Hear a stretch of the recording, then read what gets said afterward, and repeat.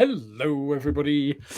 Welcome this afternoon. I've got the bees next to me for some reason. I think it's because I'm wearing a white t-shirt, so it doesn't quite know where the contrast setting is. But hello, anybody. Let me just make sure I am using the Yeti microphone. Yes, I am. It isn't going to default to the laser cutter again, like we did on Wednesday. So yeah, I basically threw this up as a kind of a pop-up stream.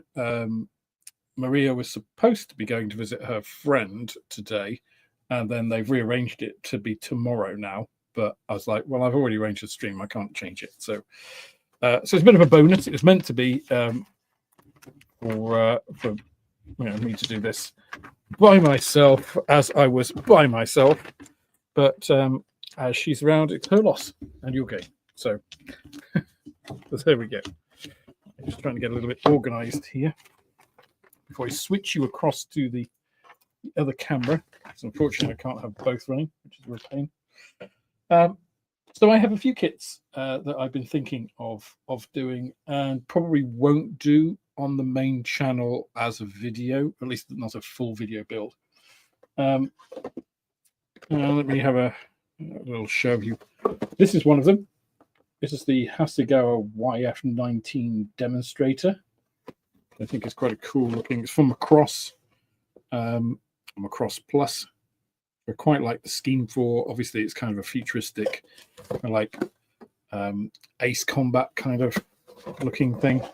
If you know the Macross stuff, of course, it's obviously Macross. It's a 70-second scale kit. It's Hasegawa. It's got quite a lot of screws in there. It's quite a nice set of decals, including some, you can see that, some gold ones. Look at that. So kind of going on the theme of the chrome from the Stalwart, really. A little bit of, not much in the way of transparencies. Slightly. No, it is clear. I didn't know whether it's slightly smoked. So there's that one. And then I have I did do an unboxing of in one of the unboxing streams. This is the Gripen twin-seater, which again I was thinking of actually doing as a build on a channel with perhaps some extras. You can't, as far as I can find, get twin-seater upgrades in terms of, you know, resin or photo etch or something to just pull the cockpit up, because it is pretty basic. But I thought maybe I'll do that as just a basic build kind of thing. I do like the Gripen. It's quite a nice aircraft, and you do get these rather lovely decals for the tail and one of those. Sorry, I'm going to get rid of this virtual background because it's really annoying me, and if it's annoying me, no doubt it's annoying you guys as well.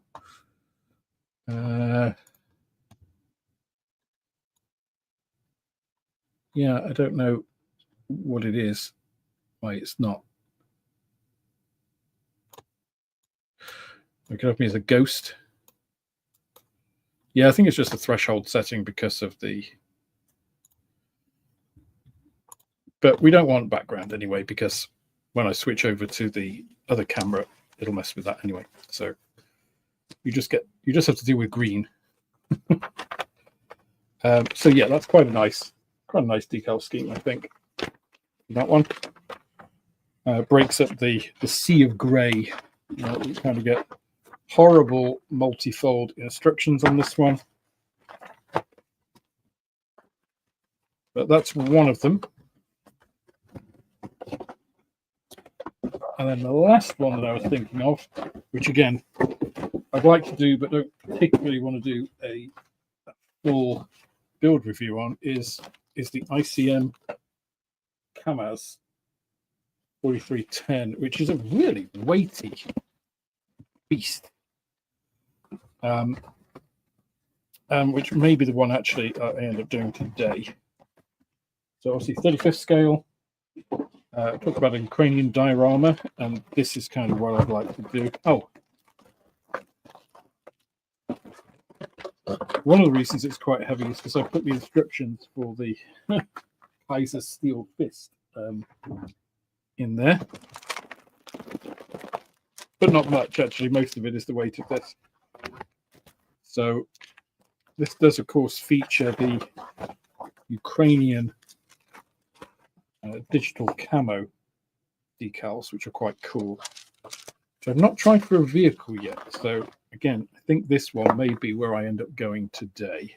A few more decals there for the instrument panel, the Ukrainian crosses and bits. Typical ICM instruction.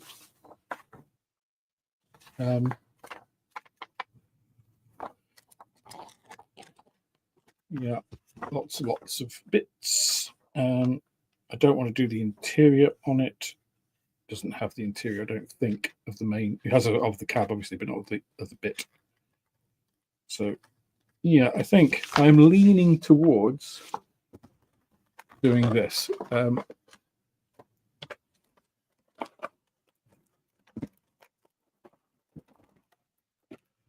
So, great big bag of screws. And this is what I was talking about on the Stalwart video. This bag, and if airfix did it like this, it would have been easier. What they did is have a bag like this and seal it at the end so that the screws could shift around. What ICM do is, obviously the bag is bigger, but then they sort of fold it back. Obviously it's self-sealing, which is also nice, but then you can basically make it tight as you like, so they don't really shift around much. Okay, the tires do, which are separately bagged, but that's not going to do any damage.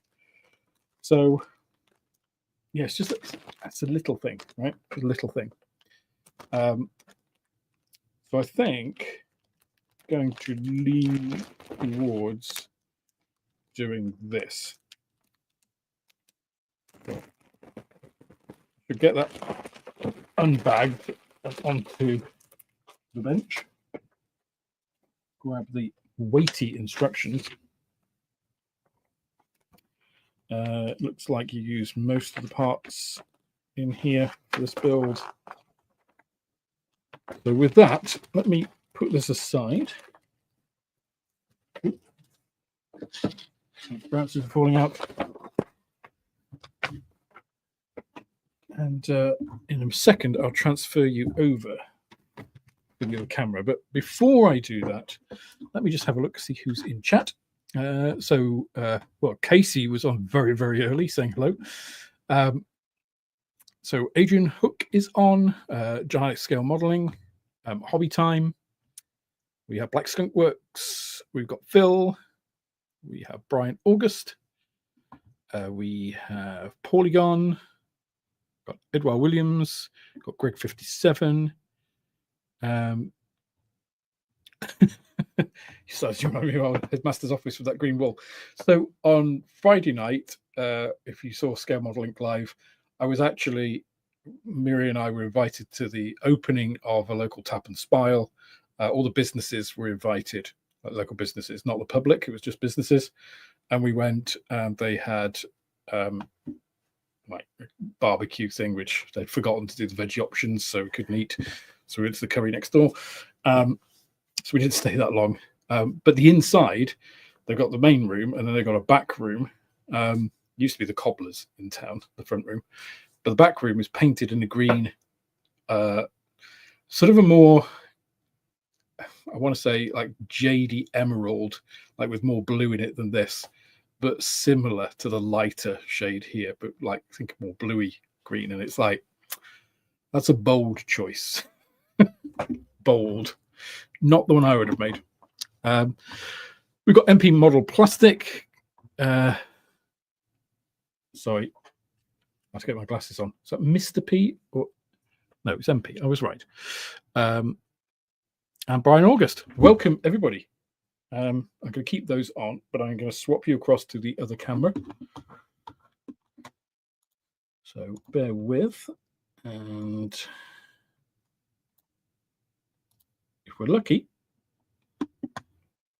that will change across without changing the microphone, which is good.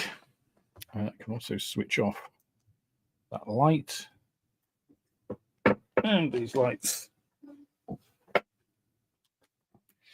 And so here we have the instructions. Now, I don't think I can stop this from auto-focusing, which is a real shame because I would love to.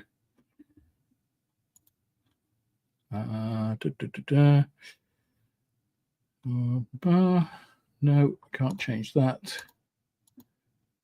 Virtual background, hotkeys, layouts, guests.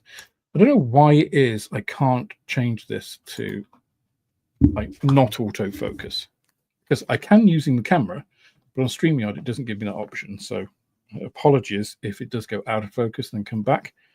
That's pretty much StreamYard's fault. So a little bit here talking about the vehicles. Standard Soviet truck, used an awful lot.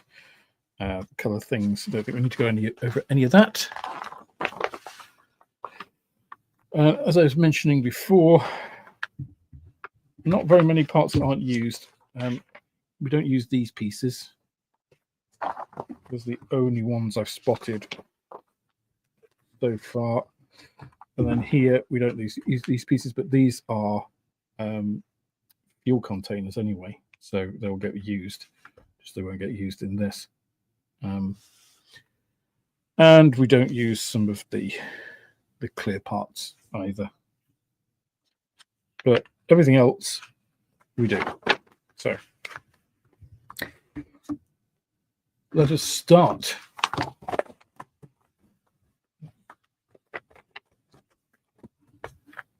So if you've got any questions, any comments as we go along, please do chirp up, put them in chat. This is just going to be a very casual kind of build session. One of the things I do need, this box is my scalpel. I have, I think, 4 of these, and I can never find them. I've got 2 at the office and 2 here, but I couldn't find them, so I now have 1 here and 1 at the office. There you go.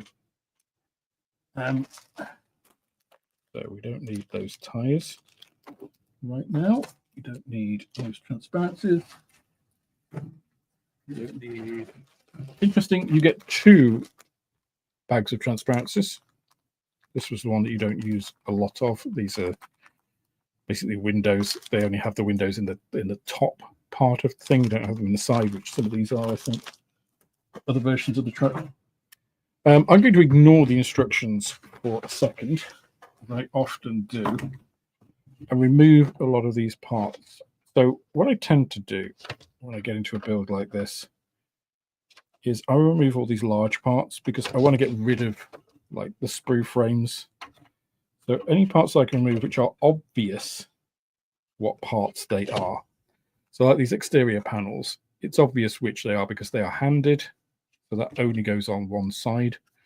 You know, it's obvious which side is the right side. So that's obviously the inside, this is the outside.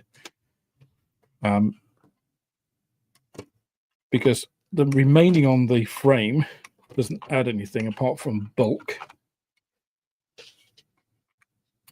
So I'm going to remove these parts. And it doesn't really matter whether I'm doing a vehicle or doing an aircraft. I do the same kind of thing. With aircraft, it's often, well, I wouldn't say often, but sometimes easier because other than if you're doing a twin-engined aircraft, and even then, quite a lot of those parts are obviously handed, it's quite obvious where things go. You know, there's not a lot of duplication.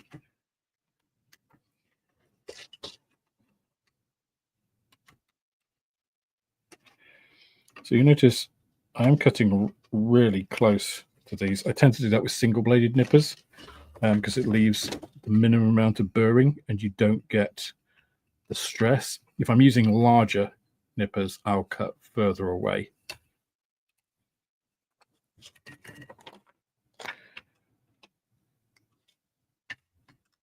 Also, I know ICM plastic is nice and easy to cut. It's not going to provide any stress fractures through the material. Again, these doors are individual, so there aren't any duplications here. So I can nip all of these out with no problem. Now, where I've got pieces like this, if these were different, if this was part 4 and part 5, but they look identical, I would actually cut them off here. And sometimes I would do that anyway, just to keep them as a larger piece so I don't lose these pieces. As it is, I'm just going to snip these off because they're both exactly the same. They're identical pieces there. And that means I can put this screw down and I can put that in with my other sprue waste pieces, and it kind of contains things down a bit, doesn't take up as much room. Typically, I don't clean up all these pieces at the same time. I'll clean them up when I come to use them.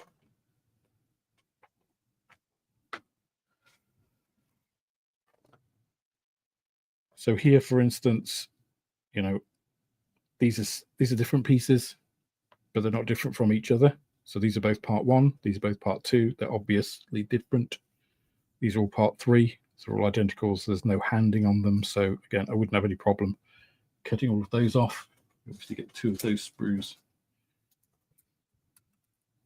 So sometimes I will take all of those parts off. Typically what I do, if I do that, is I've got like a small takeaway container, like a plastic takeaway container that I'll put all the pieces in to keep them together rather than putting them in the big main box. But for this one, I'm not going to use those for a while, so I'm just going to put them to one side. This is one of those builds where you've got a big frame with lots of little bits on it. I've actually got 2 big frames here. Well, 3 big frames actually with lots of little bits. Sort of a medium-sized frame there. But the one that we're going to be dealing with first is this, which is a bit of a monster frame. So it's one of these big, long ones. The big chassis pieces on, the engine pieces. A lot of stuff going on here. So what I typically do, I don't always, you know, sometimes I change up the way I build things if I get bored or for different types of models. I'll typically cut the pieces off for several steps so that I'm not just like cutting, building, cutting, building. So I'll cut them and then I'll keep them in little collected piles to then go through. So I'll show you exactly how I do that. So F28 and 2 F32s. Okay. Now what I'll also do on frames like this, like ICM frames, sometimes, usually the older types of framing, it's not obvious what the frames are at a glance. So this is frame A, but from that you can't really, it's not obvious at a glance, right? So I'll often tape and label the different frames so they're easy for me to find, you know, whilst I'm going through the build. So this is frame A. Now looking ahead on the instructions, we need A66, which we're going to put into that assembly. We're going to create that. A29, A3, A64. So I'm going to cut out all these pieces for these steps, and probably 3, 4, 5, 6. Probably all the ones on this page, right? Let's move that away a little bit. So A66. One thing I really like about the way ICM put out their frames is they start at 1 and then they go through the frame sequentially. So you know A66 is, well, let's see, the very end ones here are 69. So you know it's going to be somewhere around the bottom, right? And if we look, 66 is here. So it does make it easy for location. That I find is a nice way to do it. The other way is where you have like all the parts for a particular assembly, which are all next to each other. Different manufacturers take slightly different views. What I don't like is some manufacturers, particularly if you look historically, like old Revell kits, will often just have like part 1, part 17, part 32, part 4, you know, just no logical order. And all that does is it means that you spend a lot of time looking for pieces. And as I said with the Stalwart build, that doesn't add to your building experience. That detracts from it. It's not, there's no skill in that. There's no pleasure. It doesn't help anybody. Obviously, all it's done for is to locate things on the sprue more easily. So there we go. There's our piece A66, which assembly number 1 will go on. Then we have, let's see, A36. It's going to be somewhere in the middle-ish. A36, there we go.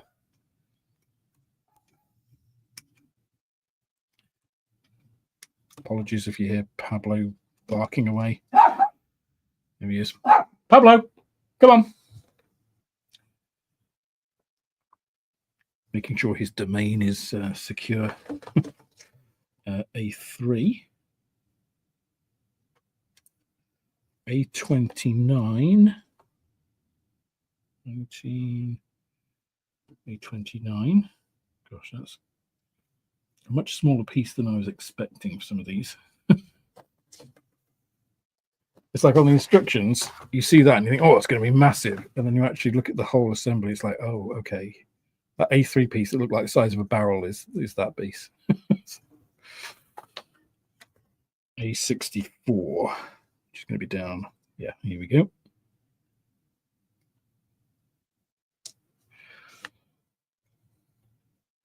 So what I typically do is put, let's just see. I need to check you guys can see on the screen. So that's going to be the second. That's step 2.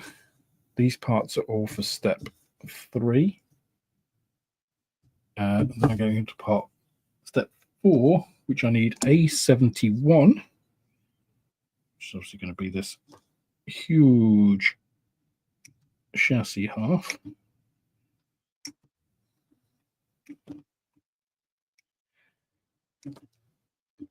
That's one of the main chassis pieces. And you can see here, I've left quite big tabs on some of these pieces. Apologies, why I need to cut my nails, but I didn't have time before the stream. Because these aren't easy to get close to that. So I prefer to just leave a bit more on and clean it up, especially with ICM plastic when it's nice and easy. A8.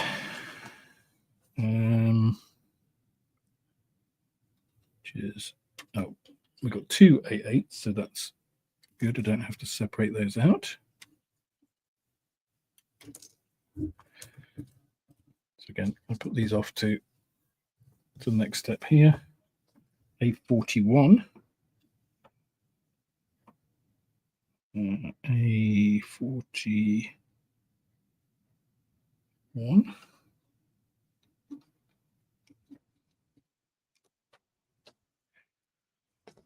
We got assembly 03 and assembly 02, and then right at the other one we've got A45, which is 48, 46, A45, which is that piece. We also have step 6, A33, A34, and the only other piece for step 7 and 8 are A1 and A42. The others are Fs. So we can cut those pieces off, and then we're done with this sprue. So I like to do this because I'm not swapping between sprues all the time. You know, trying to find pieces off. I'd rather go forward, look at what I need for the next, you know, several steps on a page or whatever, depending on how the build is structured, and get those all off at once. That's A42 down here. So now I've got all of the A pieces off here. Oh, no, I haven't. A34. Pablo, come on, in you come. There we go. There's those two. So that's everything I need from this frame at the moment. So the next frame I need to look at is frame F.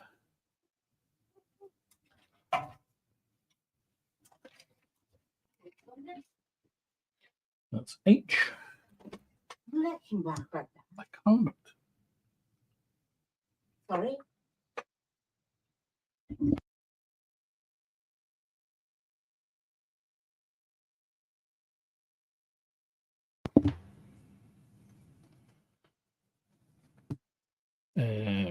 Let's see.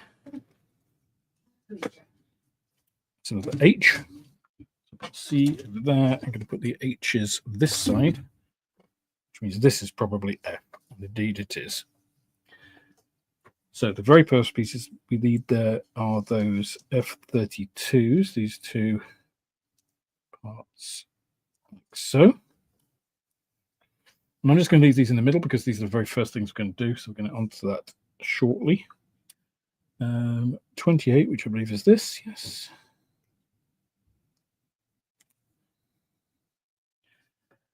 And then we need F49 and F8. F8 is this little cap piece. And F49 is this, something like a starter motor. Can go over there. Right, let's move these. Try and keep these in frame for you so you can kind of see where I'm going with all of this. The next step, this little, these two assemblies here. And this one is later, so it doesn't really need to be on there. And then we had F35 and F36, which are the two kind of flanges, for want of a better word, which are these pieces here. So these pieces are very similar. So what I'm actually going to do here is I'm going to cut this piece because I don't really want that. So I can remove that. So I've got the pieces there. I'm actually going to cut this. I'm just going to cut this section out of the sprue frame. So that's kept those, so I've got the numbering on them, but they're to hand. Yep. So that's going to go with the towing latch there.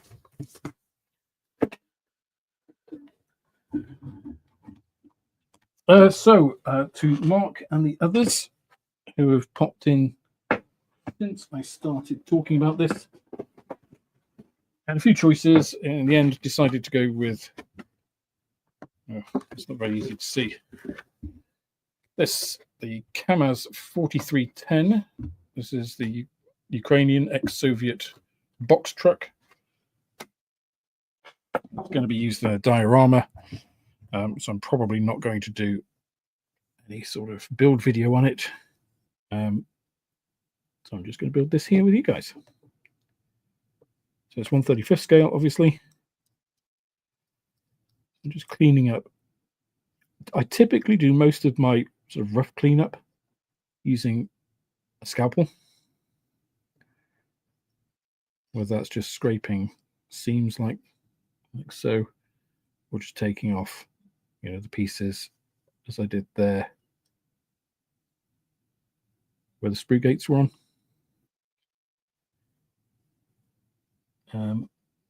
So this is this way up, and these pieces go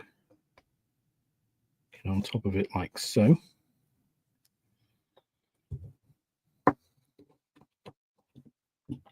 For really small pieces like this, I often don't clean them up individually. I'll clean them up actually once they're attached to a part and dry, because it just makes it easier. Or I'll try and align them. So actually these have very little to clean up here. But I'll try to align them. Ooh, if I can actually get the thing in. Not behaving itself. Go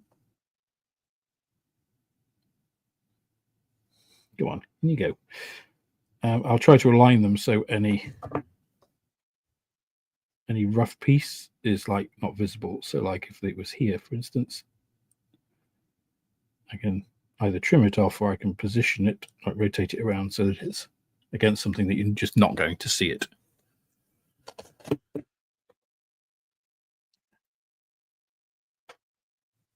So now I can go, and I've got them all laid out so I know what the next step is, so that this piece is the one that's coming next. Get it oriented properly. Make sure this is oriented the right way around, like so. And then this. Now, how does that go in there? It goes in like that.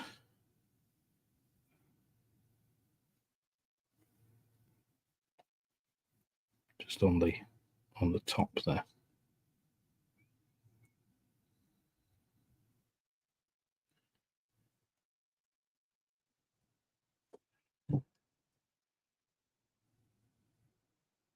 So a piece like this I often put in position and then glue from underneath, just let capillary action do the work for you.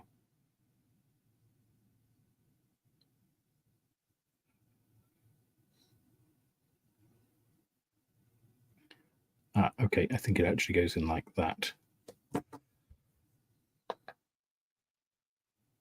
Yeah, there we go.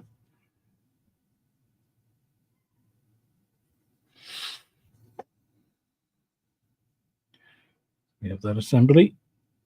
You can see actually from the later piece on the instructions here how that's aligned.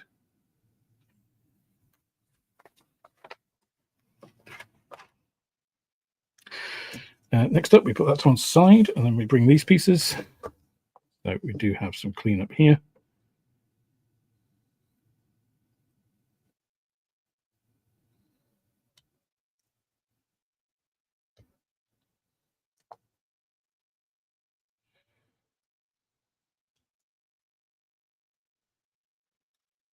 Again, just using the flat of the blade just to clean up that join line.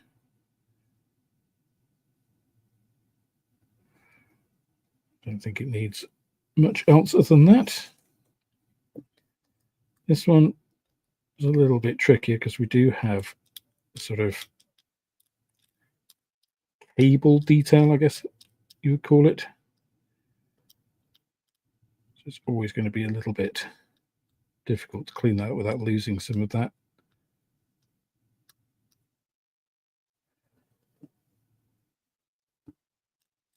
Of course, if you were super worried about it, you could always like put actual wire on here.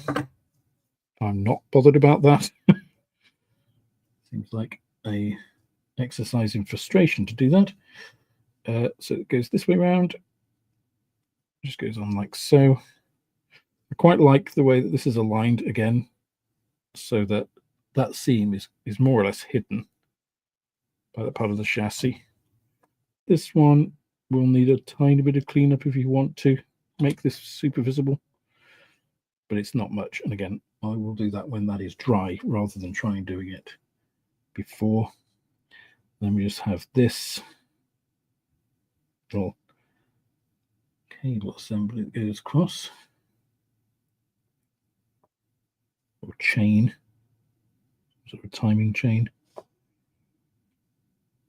which actually goes the other way around.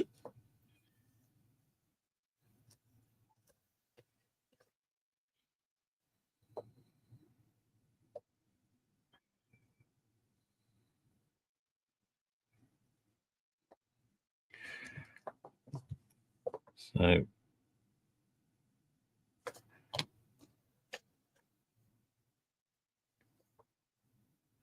often find with these little bits, it's easier to actually put a bit of extra thin on and then position them. Like once you've got an idea of actually how it's supposed to go, because the extra thin just takes off. You saw there was a tiny little bit of where the parts were mating. There's a tiny seam, not quite flash, but just like proto flash, I suppose. Like this piece, you may not even be able to see it on this. It's a fraction of a millimeter thick, which was just preventing that seating absolutely perfectly. but I often find extra thin is enough to just melt that down. And obviously then it bonds, and then that's perfect there. And then we just have this little top piece to go on.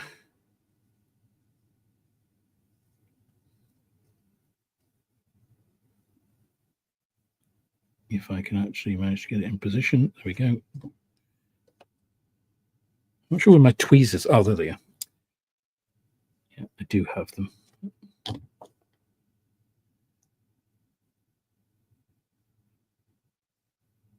But didn't actually need them for that. And then we've got our little winch assembly. I say little, actually, it looks like a pretty massive winch for a truck, you know.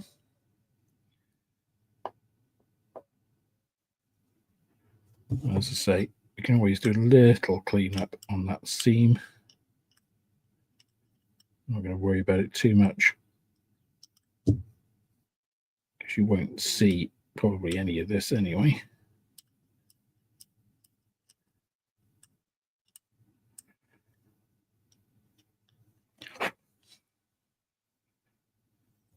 And then I usually just run a bit of extra thin just to melt down any of the rough pieces. You know, unless you're specifically looking for it, you're not going to see that. Okay, so that was that part. We can put that as our second sub-assembly there. And now we're on to the big, chunky chassis piece. And this is a big boy, isn't it? That is I mean, these trucks are massive. Military trucks. Huge, great things. So even on these big parts, I typically tend to clean up with my scalpel. It's just I've been using my scalpel for so many years now. It just feels like an extension of me. But always the thing to remember with scalpels, hobby blades, with anything you're trying to do sensitively, so like a brush painting, for instance, the way to not injure yourself, not get paint everywhere, is form stable triangles. Yeah, so my hands on the piece here are basically forming a triangle. It's nice and stable, it's braced. So if I can't really, I'm cutting towards myself here because I find it easier, more comfortable, but the maximum movement I've got here is kind of that. Even if I really overextend, it's not really getting into, the arc of this isn't enough to really cut myself with. If I was just doing it one-handed, it would be, right? I have unlimited access here to do damage. So that's the way to think of it, is what is the total arc of this blade? What is the amount of movement I'm giving? Like even if I'm cutting away from myself here, right, because that's easier for this part, it's still, I'm using this part of the suspension actually as its own brace, its own limiting stop.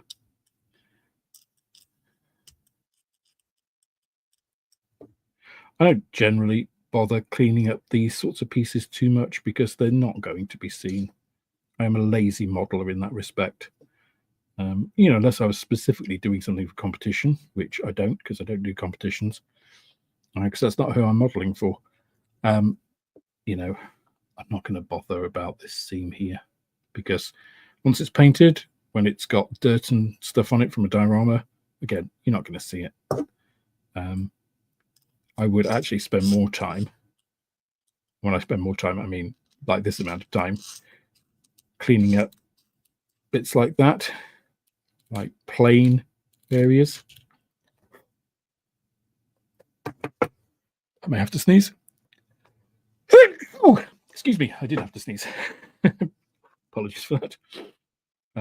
Because a flat area, your eye is drawn towards those sorts of things more, and it doesn't require much just to draw your blade across here. I wouldn't bother sanding something like this. I know a lot of people would, but I don't.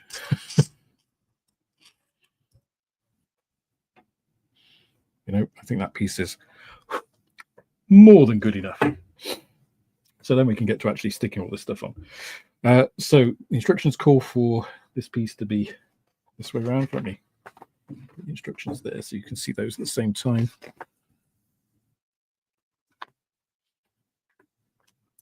So I generally try and orient the piece as it is in the instructions. Not because I don't have 3D spatial awareness and can't read a map, but just because sometimes it's difficult to see what the instructions are doing unless you've got it aligned in the same way. And there are things you can miss. You know, even if you are very good at 3D alignment and parallel parking, you can still miss stuff in instructions because instructions are a projection. They're not reality. So you know, I do find it helpful sometimes in that respect.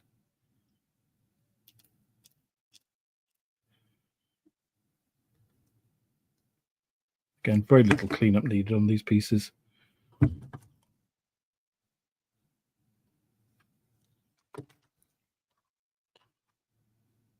So this piece basically goes in here. Don't think it's handed. It is not. So I generally just do these as I go along. I'm not going to put them all in simultaneously. I don't think there's any requirement for that. With ICM plastic and tummy extra thin, this is going to remain workable for a little bit anyway. So there's no real need to sort of get everything aligned and then glue it all and then quickly get it together. I don't find anyway.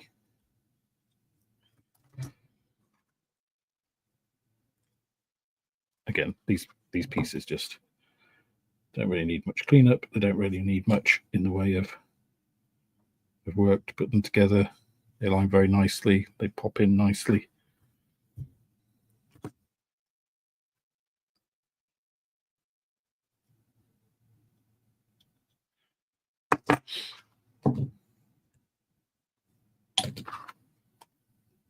These pieces, as I mentioned, were identical. So no need to worry about those.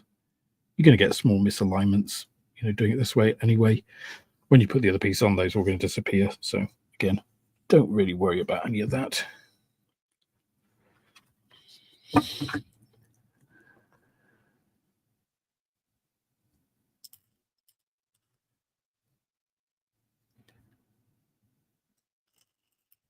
So if you've never tried an ICM kit, I see some people in the chat mentioning that, I definitely would recommend picking one up.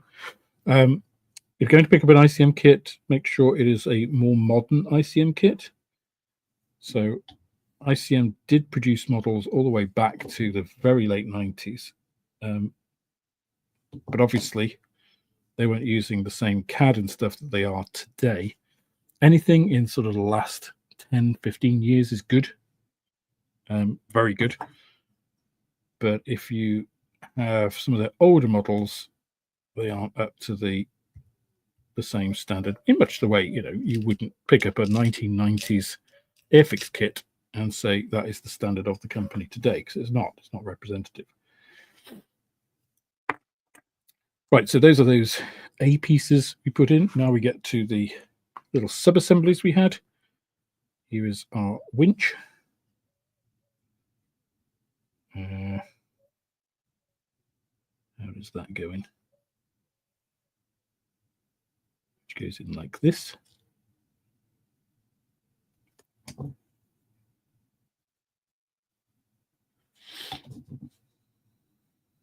I did have a comment on one of my build videos about, I think it was the 109F starter set, about putting the glue on top of parts, basically like I've just done there. And it's like, well, yeah, that's how liquid glue works. You don't need to do it in advance. You can, but you know, it's liquid glue. It's drawn in by capillarity. It will work, whatever.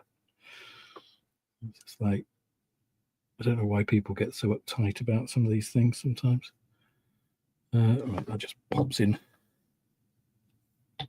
So there we go. I just put it on before there. And then I'm going to put I'll put it in the right way around.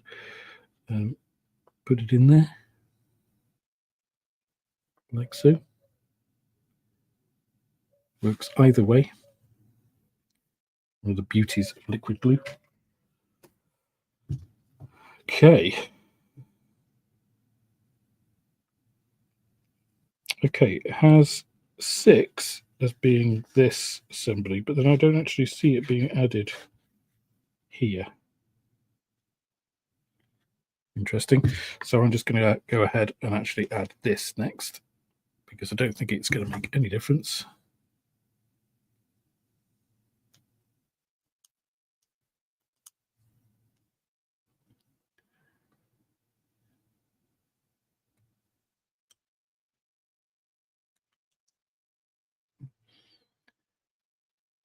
I'm not sure how old that Revell Red Arrows Hawk is.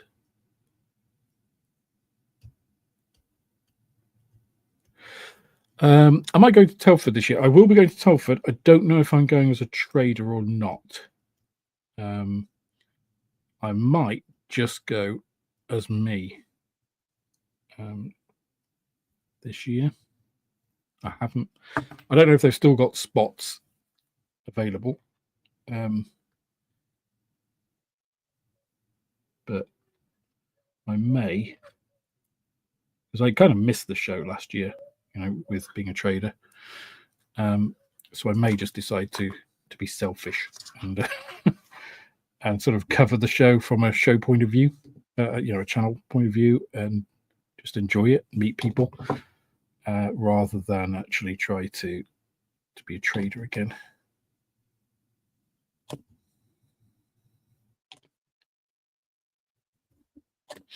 So you can see I just went ahead and put liquid cement in all of the joining places there. I'm just going to go along the line basically and attach those in. Actually, I'm probably going to start in the center here, because you've got these 2 very positive solid attachments, and then the others we can just sort of slot in. That's quite an important one actually, because of the big nature of it. Those are all fine, and then this end piece kind of just finish off like so. There we go.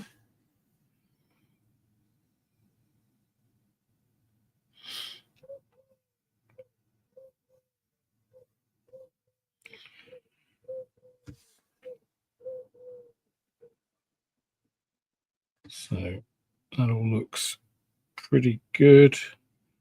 Just going on and checking, making sure everything is the right way up. And it does appear to be, because it is easy sometimes to put things upside down effectively. But looks like I've avoided any of those schoolboy errors. So we can go ahead and put, let's see, we've got A42, which is this piece here, which is obviously the big towing lug.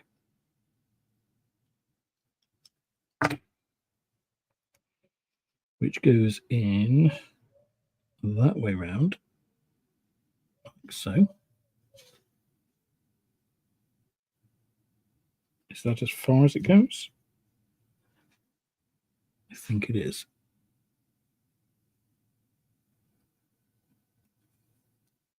Let's just have a look further on just to make sure.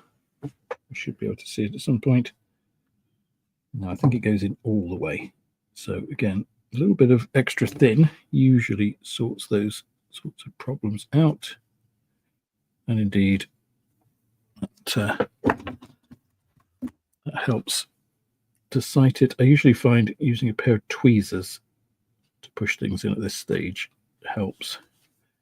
It enables you to get the leverage right at the part, rather than trying to push on the end, where you can, a little twist will apply differential pressure and you'll end up snapping the piece. Whereas getting tweezers sort of in and up allow you to push kind of and apply the force where it's needed in a much more appropriate manner, let's say. Okay, so let's go back. So that was that. We've also got our two little flangey pieces. So F35, which is this one, I'm now going to cut off.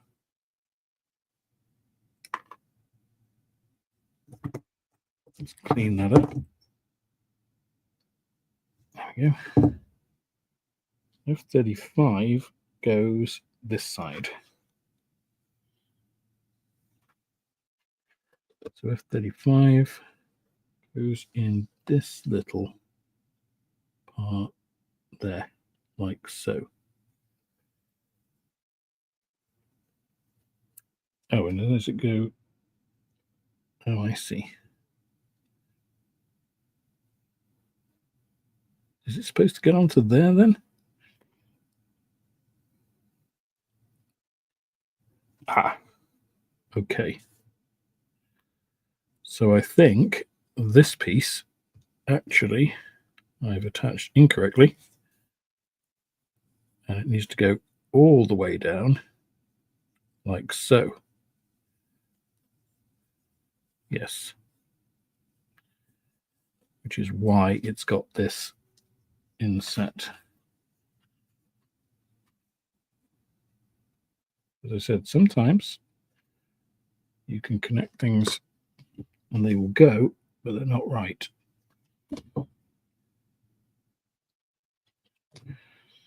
But the ICM plastic is eminently workable. Stuff like that. So now, once again, we can put that in the right place. And sometimes it's not until you get to later assemblies like that, you can really tell, because this obviously aligns with this piece forming this hoop, effectively.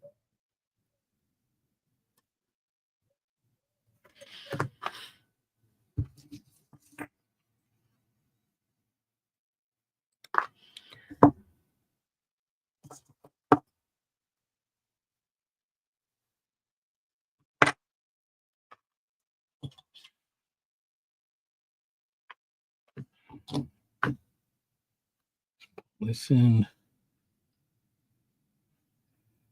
and pop it on.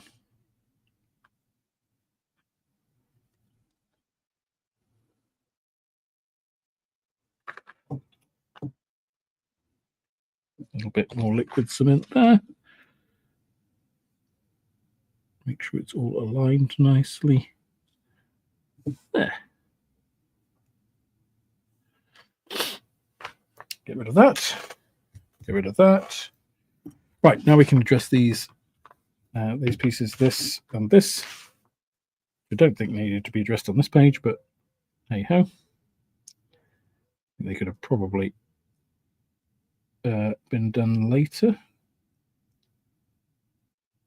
Okay, that's a very positive fit. So some parts, the way that ICM do them,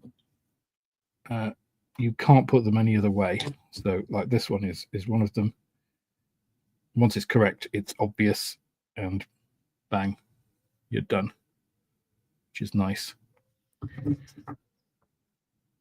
then again, I often prefer to clean up parts like this once they're together, because you can tell exactly what needs cleaning up.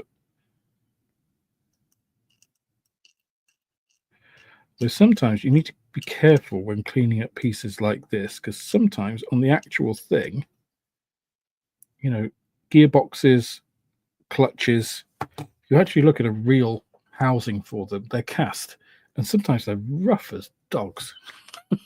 So if you clean them up too much, you're actually making them unintentionally much better than they are in real life. And I can't imagine the Soviet era designed truck is going to have, you know, beautiful machined pieces. It's going to be very rough. Oh, now that's a good question, Dimabay. How long does a kit like this take to build? It depends really what you want to do with it. I mean, I'm just throwing this together out of the box. I don't intend to. I'm not adding anything extra to it. You know, and it could take a couple of days. You know, ICM kit's usually a little bit more involved, so it's probably going to take you a little bit longer. I mean, the Stalwart took me 2 days to actually build, because it's a simpler, you know, I won't say a simpler build overall, but it is a simpler construction sequence, let's say. You know, fewer number of parts. You don't have to build up the chassis, for instance, like this. It's got a monocoque that you're then building on. But obviously, that didn't include all of the faffing about I had to do because of the QC errors, or the chrome paint that I ridiculously decided to do. So you can make these builds as involved or as, you know, pretty simple as you wish. So anything from a couple of days, I would say, depending on the kit. I mean, a very simple kit like the ferret you can knock out in a day. It depends how much you want to put into it. And there is no right answer to that either.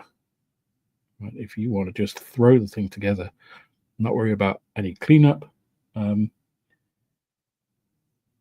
that's absolutely your right to do. It's your kit. Once you've bought it, you know, there is no obligation to the manufacturer or to anybody else on how you build it. So we've got the we've got the main frame of the chassis frame there built. We've got looks like is that the clutch, or we've got some part of the mechanics. What looks like the starter motor as well. Now I'm basically going to do exactly the same thing and look ahead to the different pieces here to what I need to build.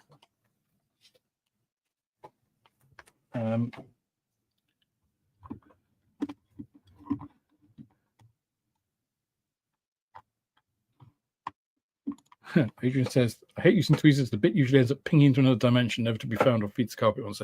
Yeah, it's one of the reasons I like to use so this is paper. This is just, you know, literally a roll of paper. I can't move it because it's got all the stuff on it now. And I'm trying to get fairly close. Just see.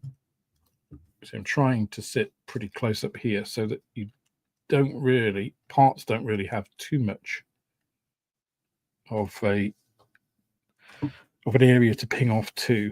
And it's also what tweezers you're using and how you're holding the piece can also affect the pingability, let's say. For instance, if you're holding a piece like this, how I would hold a piece like this depends on obviously where you're going to put it. But for instance, if you're holding it like this, to put it somewhere, there's a fairly small chance of that pinging off. Actually, it looks like there is, but it's fairly solid. Where you're holding it, it's pretty flat. You know, it's a round piece, but your actual contact points there. I'm not applying loads of force. The more force you apply to hold something, the more likely it is to slip out and ping off, right? So if I'm holding it like this, I'm going to try and just put it towards the edge, which doesn't look much different. But if I now put a lot of force on this, I've only got to get a slight misalignment. If I touch it against something, see, it'll ping off and it goes a fair distance. If I'm holding this now, see, I've got this, I'm not holding it right at the end, like a little way down the tweezers, and I'm applying very little force.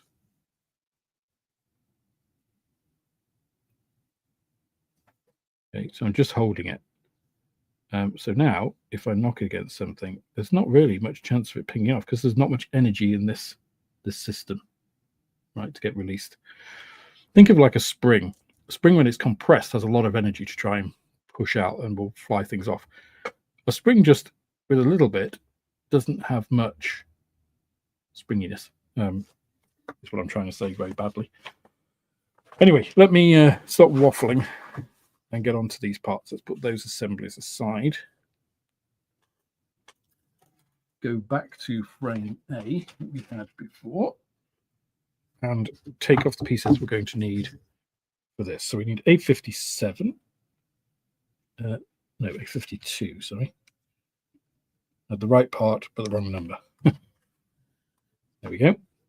Got well, we do have A57. I was just A57.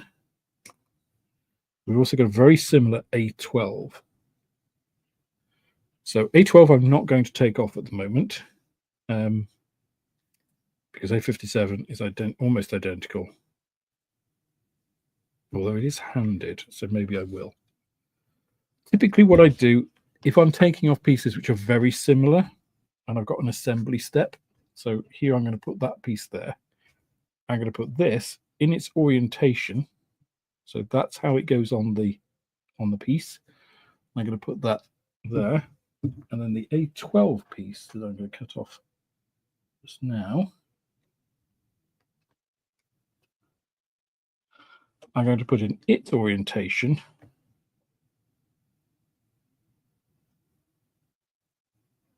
It actually looks like the other way around. That looks like A50. That looks like A12. This is the other part. Sometimes you shouldn't trust the instructions, because look how that actually has the. You see that? It's going to focus. See how it has those two bolt heads there?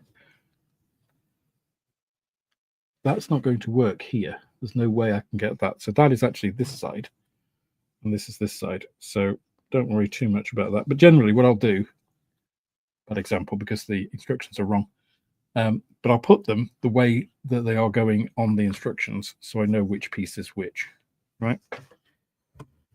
We've got this piece, we've got A68, which that's resting on, which looks like this beam here. Cut that off.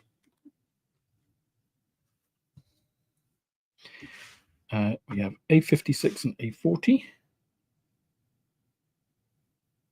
A56, which I've had to cut very far down there.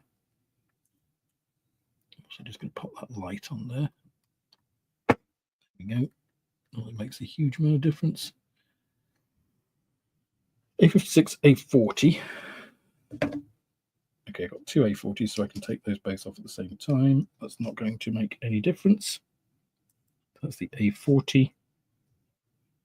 And I've got A44, which is this piece.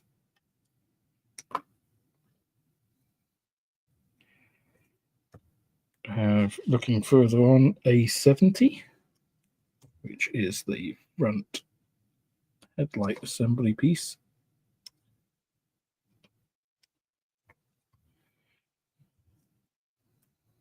And that looks like it there. So we've got F10 is the only other piece on this side. F10, right.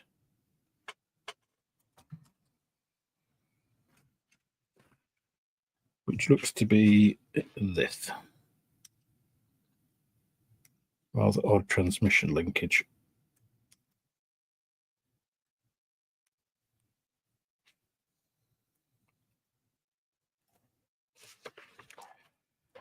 Okay, so there's a few points here. These have these enormous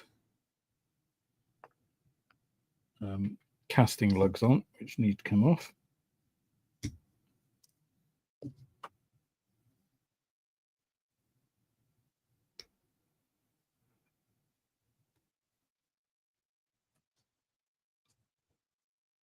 So I'm still keeping them in the same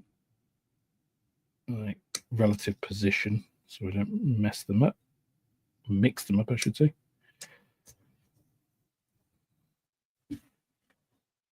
And then obviously I've got to remove this piece. Now, if you just try and get in there and cut that, potentially you're going to end up hurting yourself. So what I'll tend to do with this sort of thing is I'll actually try and shave it down. So I'll come in at an angle, like cut a piece off, and go at the other angle. And now I've got a decent angle to come in, sort of shave it off now. So again, I'm not using a lot of force each time. the less force, most of the injuries, let's say, that I've had in modeling have been self-inflicted, and because almost always I've been using an inappropriate level of force for the task that I'm doing. Yeah, so they've been my fault, and too much force is usually the reason. So less force is a good thing. You want to use the minimum amount of force that you can. Let the tools work for you rather than trying to, brute force it. Brute force always ends up in issues, I find. There's nothing that says the little pieces that you are getting rid of here have to come off in one. There's no ego at stake here. I'm not going to be less of a man because it took me 12 small shaving pieces to get that piece off. And if I try and do it in one, I end up stabbing my thumb. It's using the intelligent application of your tools rather than just trying to, hack away at it until it's done. Very few things in modeling are improved by more force and less time, I have found.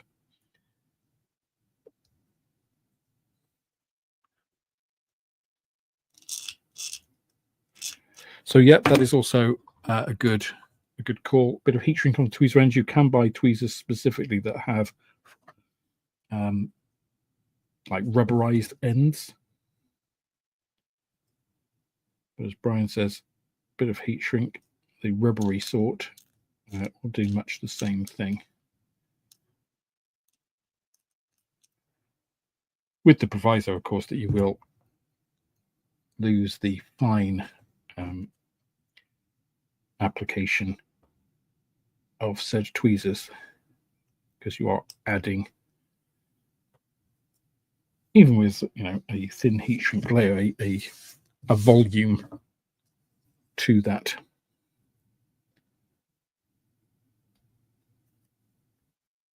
Again, just cleaning up these. I'm trying not to cut these large pieces as much because, again, it's mostly that seam you need to get rid of, and you can scrape most of that away, which saves you potentially digging into the plastic, especially when you've got a softer plastic like ICM.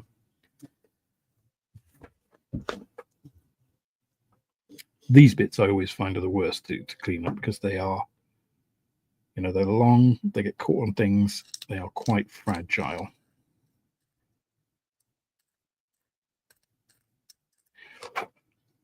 Usually as well because the linkage points are often thinner, or have thinner elements, let's say, than some of the other pieces.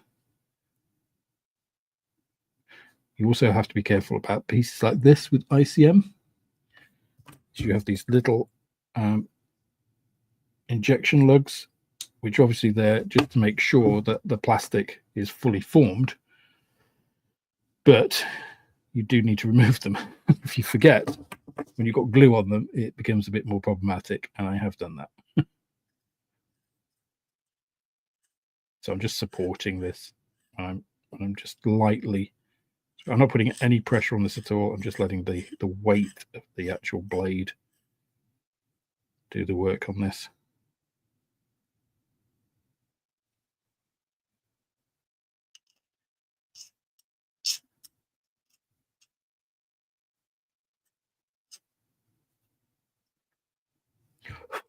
There we go. So this is the only other piece I think I need to clean up. I don't think that needs that much. Nope.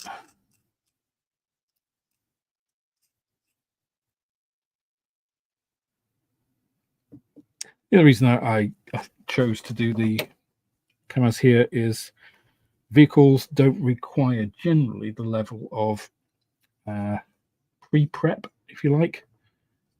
They don't have a cockpit to paint before you can do other stuff, pieces like that. So I think they're better for doing, on a stream like this. than an aircraft in general. Okay, so this piece goes how? Like so. Okay.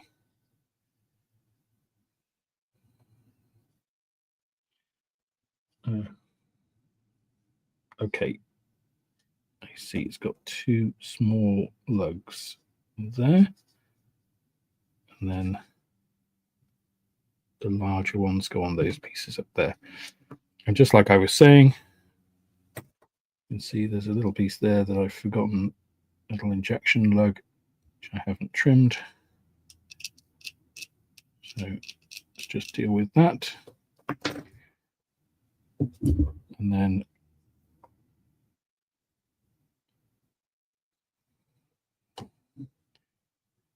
we can pop this piece on.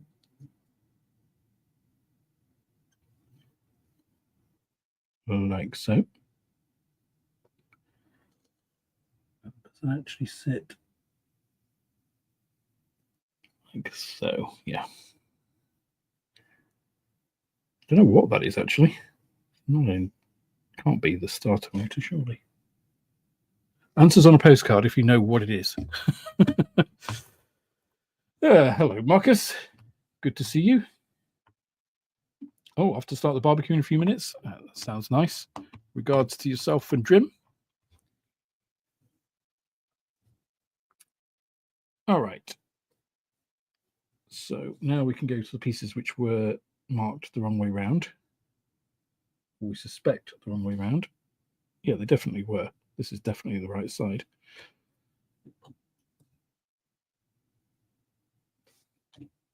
So don't assume that the kit has necessarily got everything right, because you can see that is the correct piece, and that is piece A57, not piece A12, which is the correct piece for the other side. At the end of the day, instructions are written by people, and people make mistakes. Sometimes, however, they also get them right. So it's all a bit of a a gamble.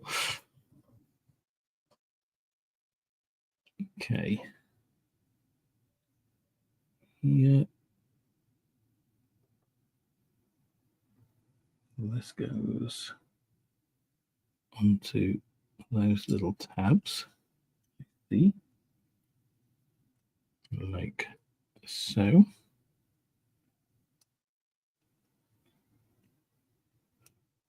Very nice.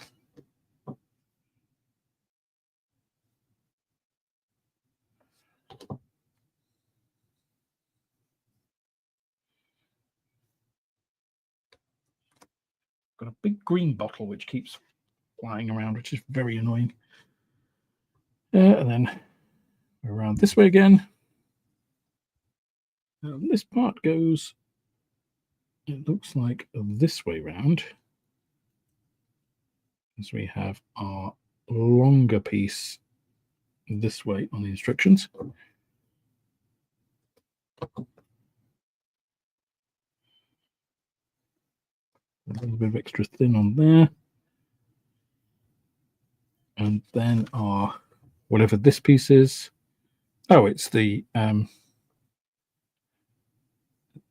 transmission between the two axles. So it goes in there. Oh, I see. There's a little pin there. Little slot there that goes in there and slots into there. Okay. Which is why it says step 1. So what I wasn't looking at before I did this, this is where the instructions have proven I should have read them. Step 1 is this. Step 2 is to put it in there. So step 1, you need to put that into here, which I shall do now.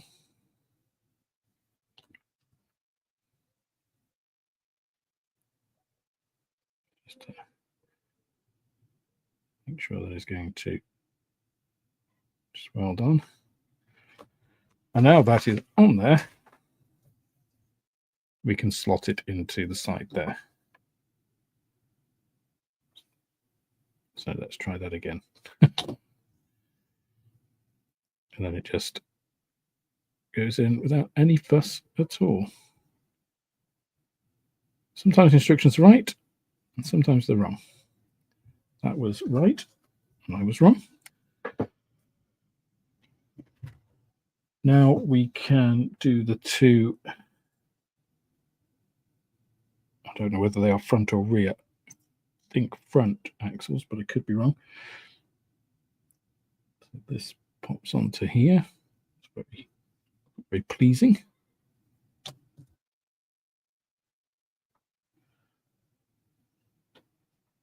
it go on in a particular way? No, just has that little bolt or whatever at the bottom. That is number 11. Number 11 goes onto this side.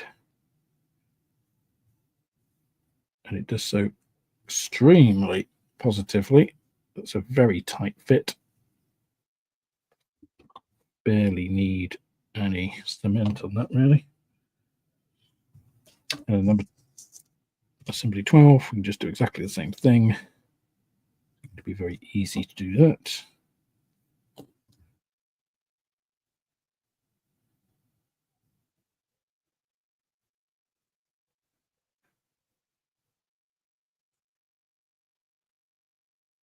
Exactly the same thing. The other side. I think those are symmetrical. I don't think it would make any difference if you accidentally put those the wrong way around. Not sure. Anywho, that's those together, and then we can put this. So that goes into there.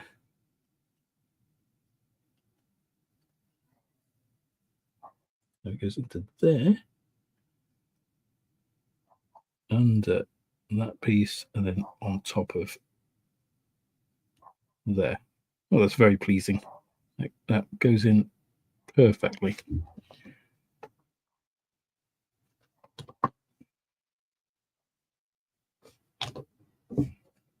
I always like it when these pieces, which look like they're going to be complex, just fit.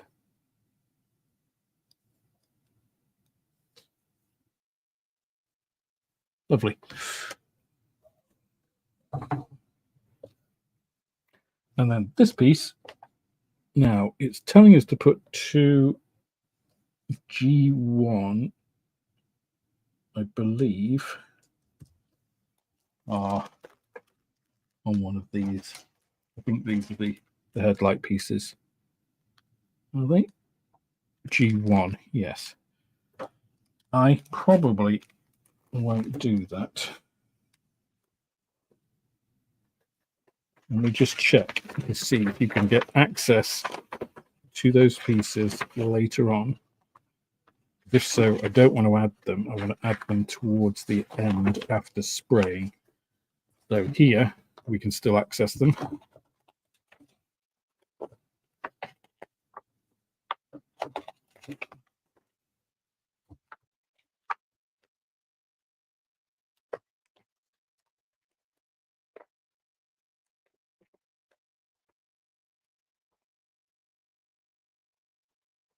Here, so we can still access them. So we can still access them all the way up until the last. In fact, I think you can access them all the way up until the end. So I'm not going to put those G1 pieces in this, because it'll just make it easier if I can put this on. All of this can get painted, and then I can put the transparencies in afterwards.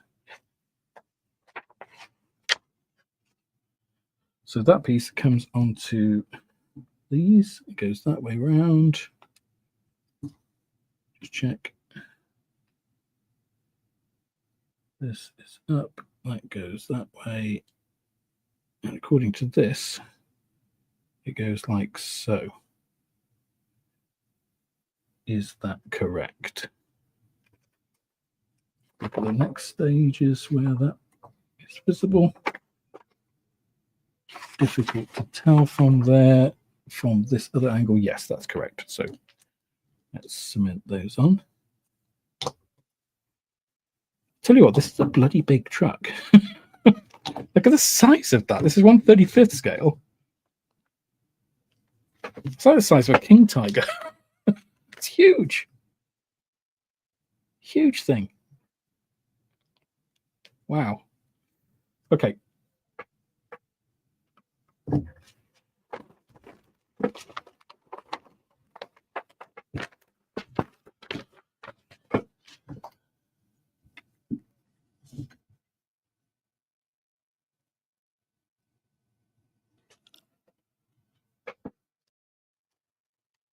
So now we have to make the engine. I'm probably going to do this with the cab forward so that the engine is exposed. So one of the great things about these, yeah, you can actually see like from this, look, these G1, this piece is exposed even when it's finished. Although if I put the cab forward, maybe not so much. So I'm actually going to do it, I think, the cab forward so you can see all of this, because then you can see all of this. Whereas if you didn't do this, it's kind of pointless, right? It's a bit like an exercise in futility. So I'm probably going to do it forward with some figures, like working on the engine, which I think would be a nice little thing. So it means we do actually need to do the engine. Let's put those transparencies out of the way. Or at least we get to see the work that we do on the engine, let's say. So we're going to go back to A. The engine in this is absolutely huge as well. So let's just put that out of the way for the time. So we need pieces A22 and A23, I'm sure, yes. 2 cylinder blocks. Looks like it's a V8.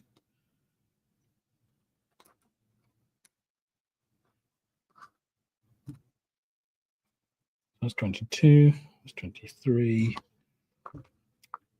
Need 35 and 26, which are the 2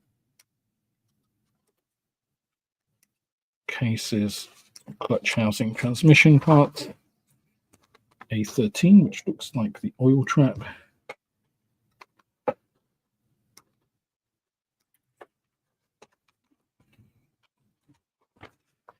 Uh, 16 and 17.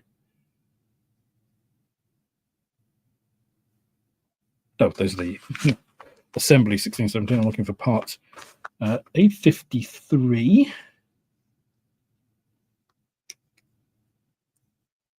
A61, A47. A61 is there. A47 is this little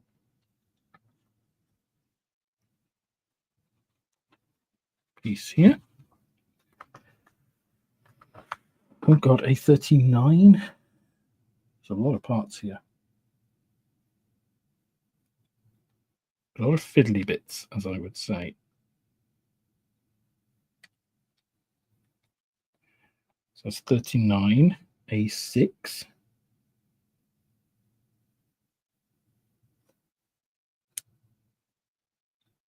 Looks like an oil filter.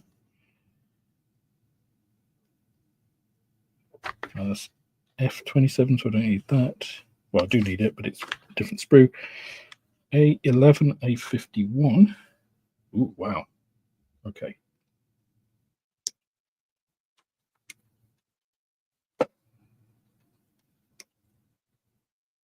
That's A51. A11 goes on top of that.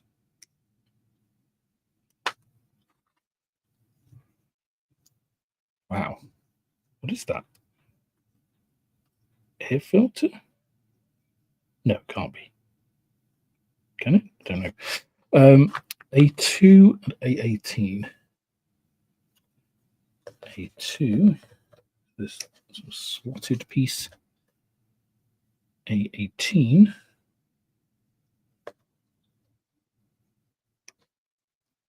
Whatever that is. A54 and 55.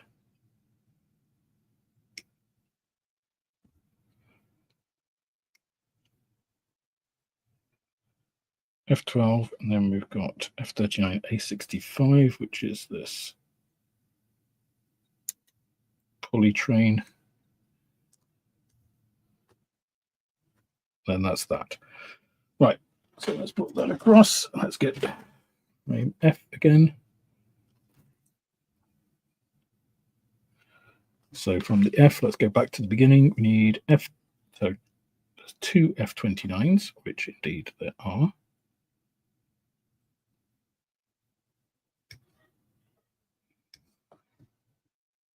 They're identical, so we don't need to worry about where they go.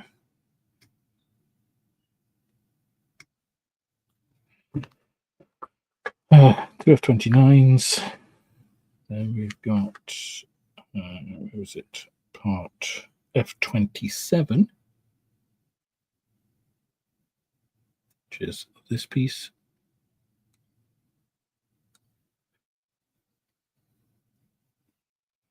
And then the end of the parts were F12, F39. F39 is obvious because it's the huge fan, which almost looks like a propeller. So big. Again, 35th scale, that's like,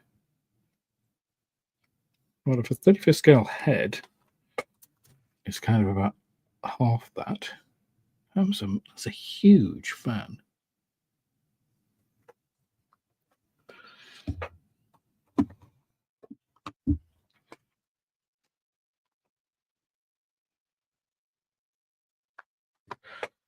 So weathering. I've been thinking about the weathering video for a long time, and I've got plans for it. There's a couple of different things I want to do, and this is probably the. I mentioned this when it's the wrong way around, but it's this E100. It's going to be the model I'll probably use as the basis for doing it, because I want to do rust.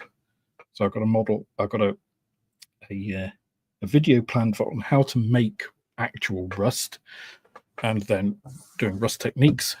And I'll probably do the weathering kind of with that or after that. You know, two different ones. So some people like oils pre-bought, like a Biclone.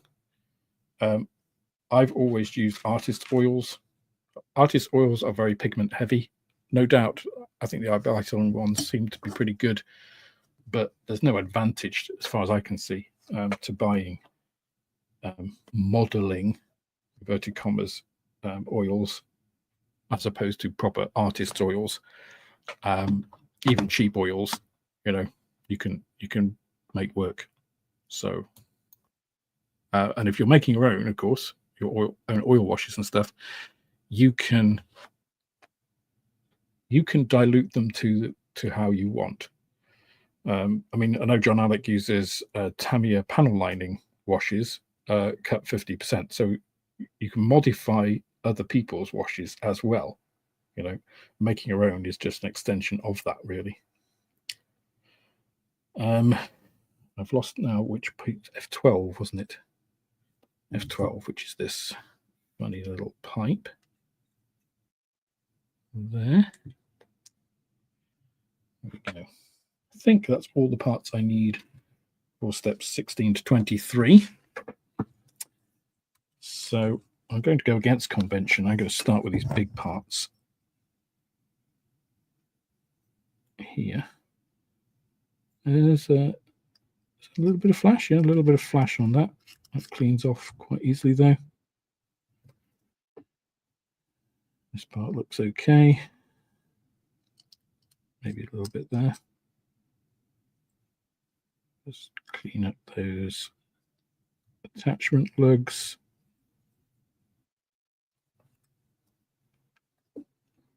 I'm starting here because kind of this is the like the backbone of the engine assembly in terms of the the whole size and shape of it,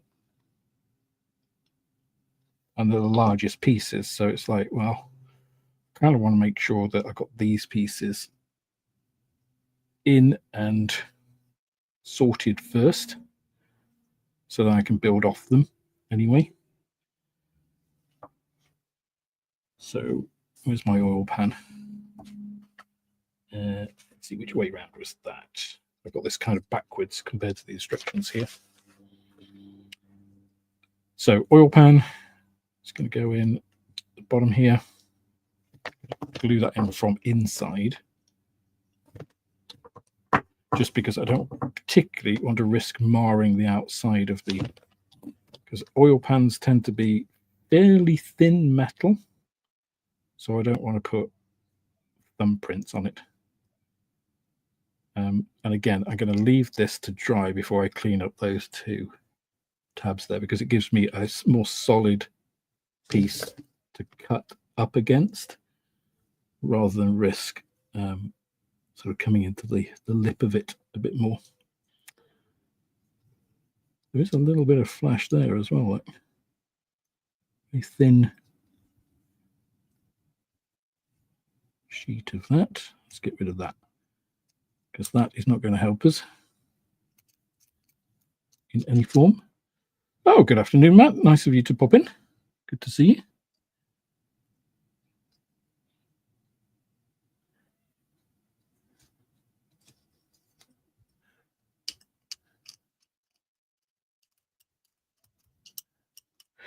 Yeah, the other thing with using like oils, like artists' oils and stuff, is you can thin them down quite a lot, right? So if the grind on the pigment is good, so obviously good quality pigments tend to have smaller grinds in the pigments. You can thin them down without them getting too granular, too grainy, which can spoil the look of them. The other thing with making your own washes is you can mix them. So I typically use a black and brown, usually something like a black and burnt umber wash all in one, which allows you to kind of create artificial shadows and add a bit of dirt all in one step. So it's again, I told you I was a lazy modeler. It's a time saver. Right, so that's part A22, I believe.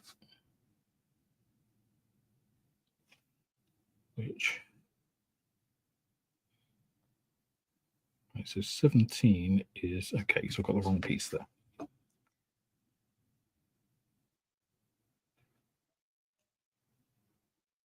Okay, I'm going to revert to the instructions because that's telling me what I should do. Let's do what I should do, not what I think I should do. Okay, so these are going in like so, right? Yes, okay. Easier to put the glue on and let it do its stuff, I think, here. Yeah, definitely. Same with the other side. Again, you see, I've been very lazy here and I haven't cleaned these up a huge amount.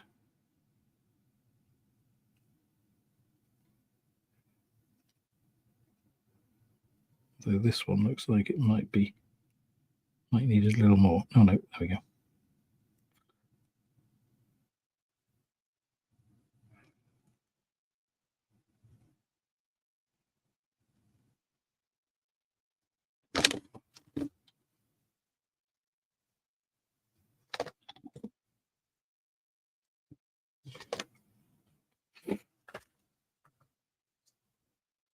Right, so with these in the correct way, so they go that way round. There, it's much easier when you do it how you're supposed to, you know, rather than just making it up as you go along.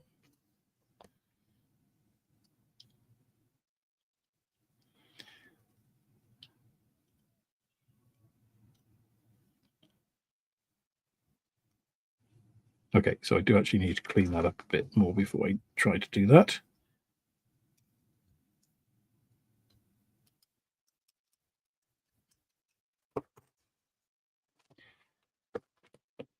It's exceptionally warm in this conservatory now.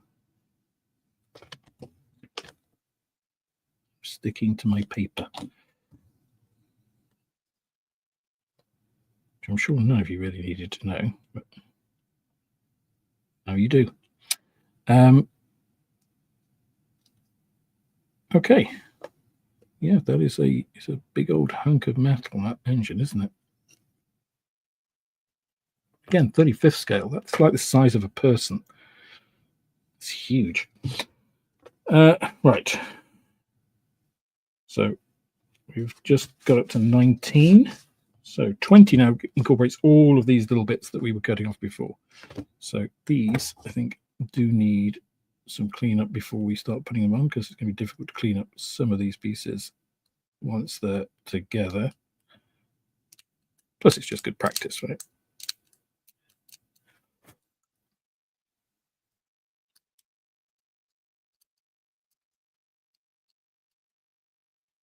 There you go. It goes on this way, like so.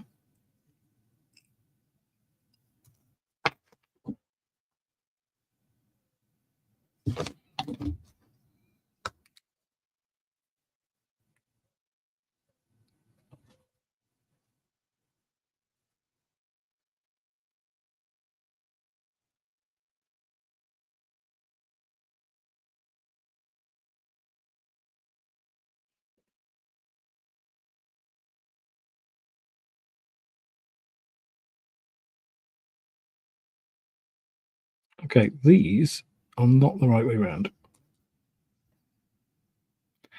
How do I know? Because here, the hole is towards the front. And if I was looking what I was doing, I would have known that.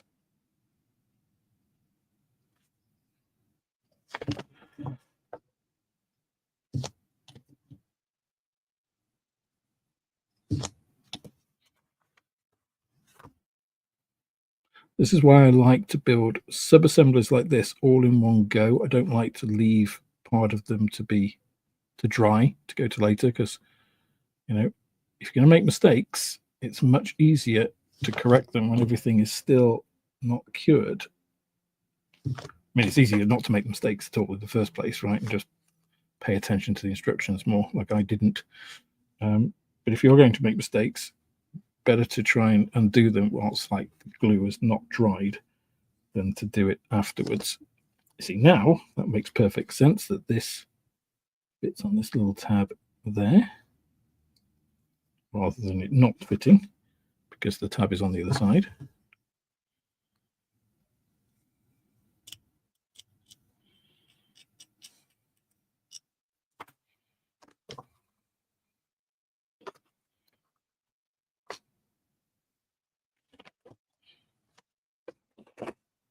Put that on in one position too long.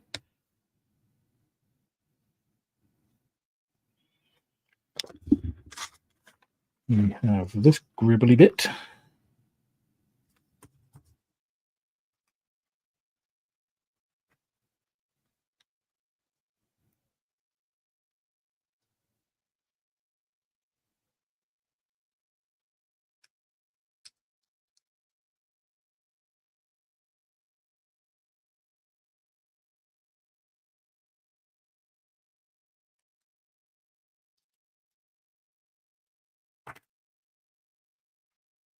Goes on this other tab.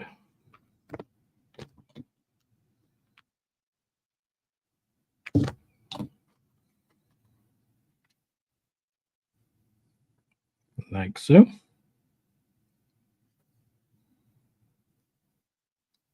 I do like the way that ICM plastic reacts with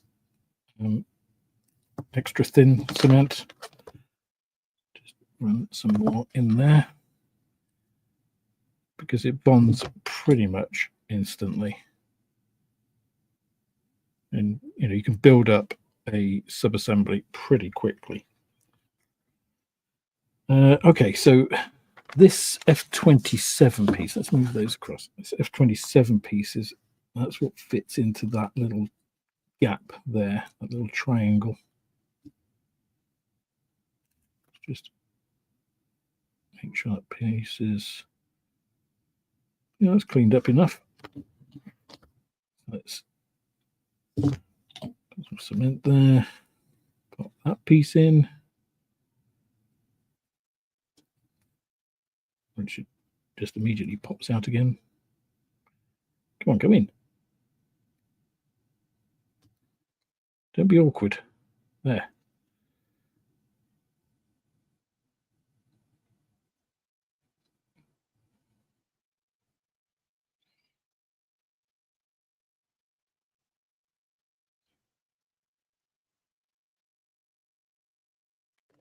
It should actually go onto there. Let's make sure it does go onto there.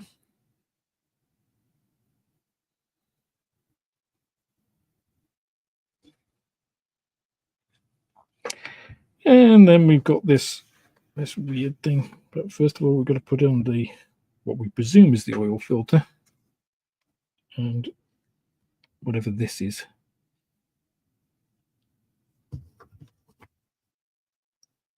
Other thing.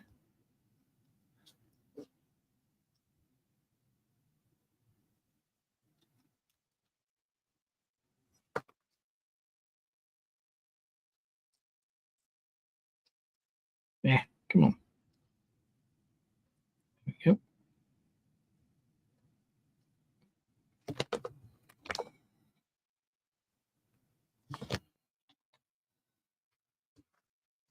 Big oily filter thing. I think I'm going to put that on and then deal with some more of this.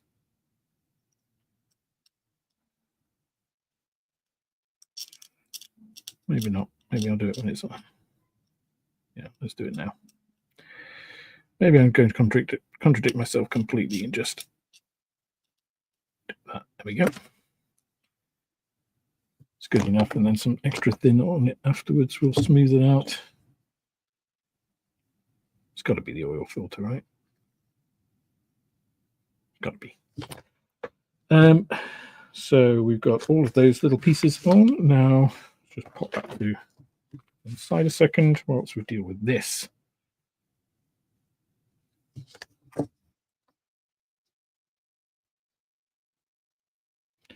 So if this is going, this must be, I don't know what it is. It has to be the air inlet system, right? Air filter. Not sure.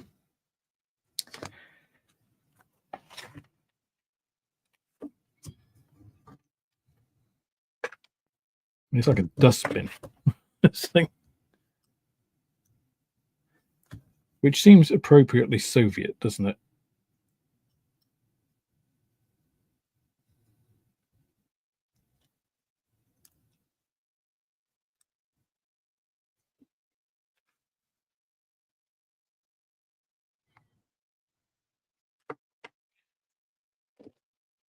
Okay. That on.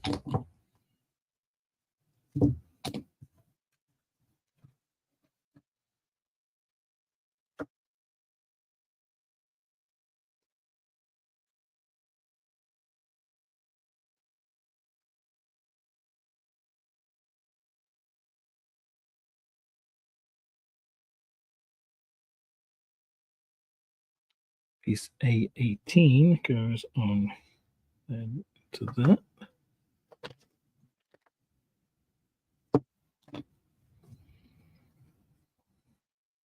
So for a piece like this, which actually has some, it's like a figure of 8, so it has some sort of indents there. It has a natural point to be able to pick it up, minimizing risk of it pinging off 1,000 miles away.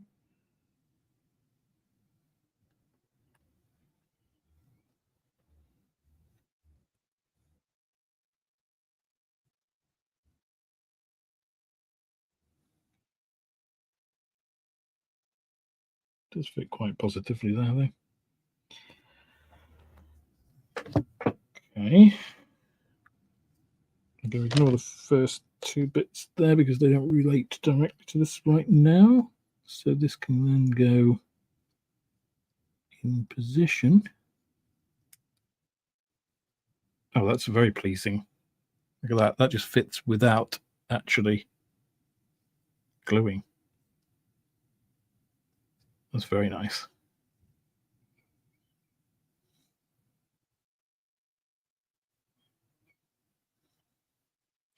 But of course, we've forgotten a piece. I say we, using the royal we. I mean, I've forgotten the piece.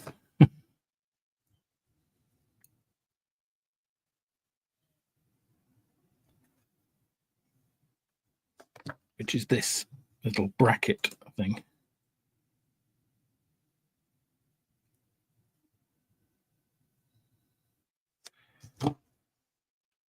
Because this little bracket thing attaches here.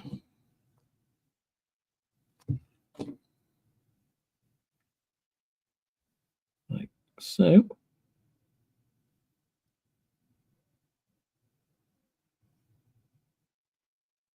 It's one of those parts that actually, when you try to make it more stable, you end up making it less stable. Because that basically balances on here just to support it. I'm going to actually leave that off a second because I think I'm going to come back and clean this up a little bit more. This seam I'm not very happy with. As we are going to actually see the engine. This it's this way, and then has this brought in like so. So let's just extra thin that together.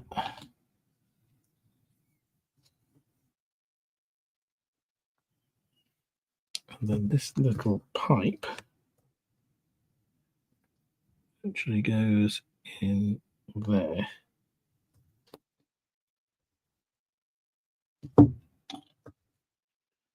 Like so.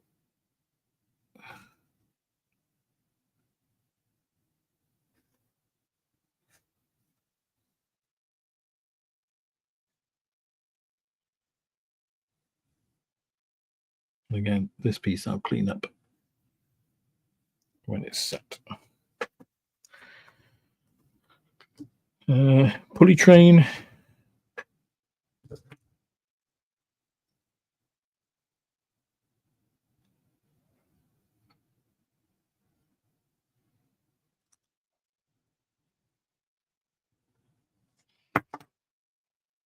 Goes, let's see,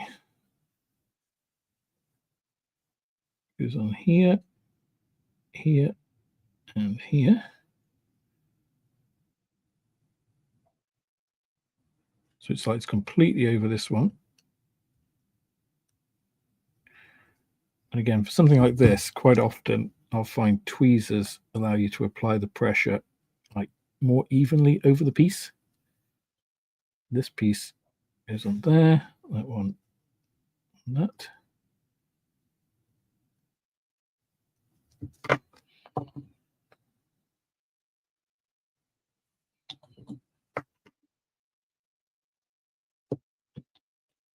So I have actually managed to break that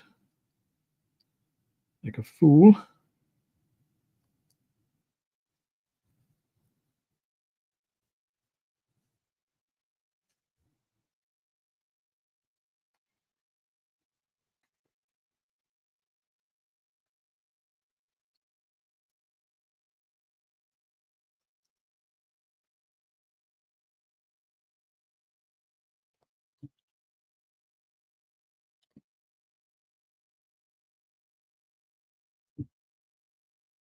generally ICM plastic, if you break it like that, it's just a, you know, it literally snaps because there's a tiny piece. You can just put a little bit of extra thin. Is this going to actually focus? Is that damn fly? A little bit of extra thin, and it will just actually tack together. So you can get away with quite a lot. And then this absolutely enormous cooling fan on it. We do need to do a little bit more cleanup.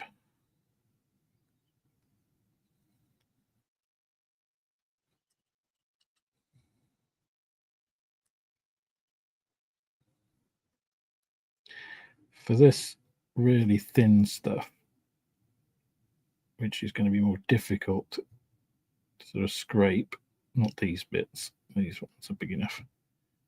Like this, the really thin stuff, I'll just put a little bit of Tamiya extra thin, it will just dissolve those little bits away. Again, very cool how these pieces fit without even gluing them.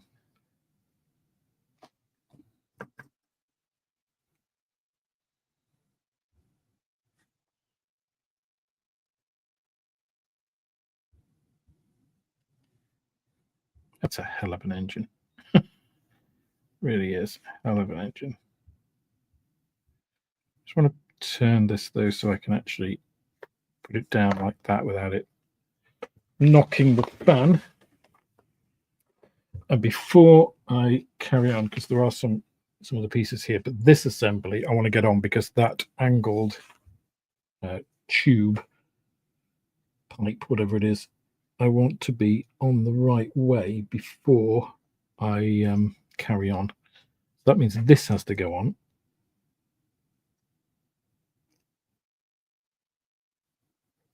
I'm still not 100% on this.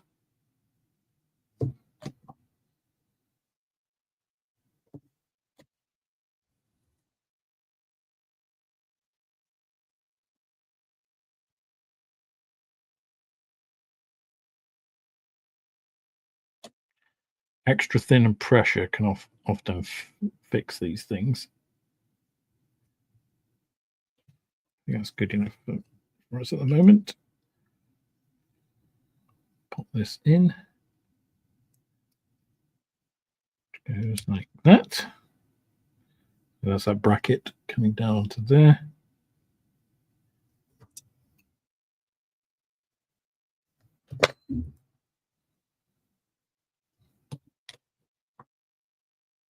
Need to refill my extra thin.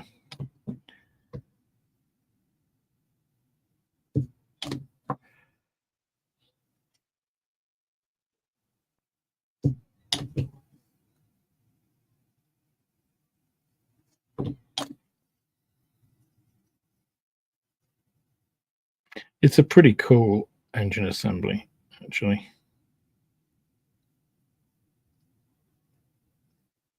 Pretty nice little build, little sub-assembly. I mean, this is basically a little model in itself. Actually, not that little. 1/144 scale World War II aircraft are smaller than this. So we got that round. So that tab, which tab?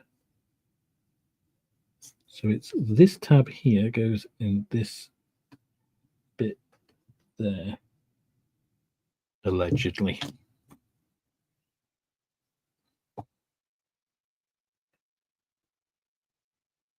Okay, not really sure how that is going to go there. Does that really go there? I can't visualize that at all. Okay, now this is one of those things where ICM instructions, sometimes these pieces, these three-dimensional bits, show you something like this. Looks like it says that tab going into there. That's wrong. That tab goes in here. You can see perfectly well here. That's how it is. There's nothing. It's showing. This is showing it going down onto this. It's not saying put this in there. It's saying this should actually go in here. This is where their video instructions, where they would actually show that going on, clarify all of that completely. Unfortunately, this is a slightly older, like a not old, but like a pre-video instruction one, because they're only putting the video instructions for their new kits, like when they bring a new release out, not necessarily a new tooling, but a new release. So actually, it's this tab which goes in here. You see that now. It's like so, and this connects to wherever that's supposed to go down there.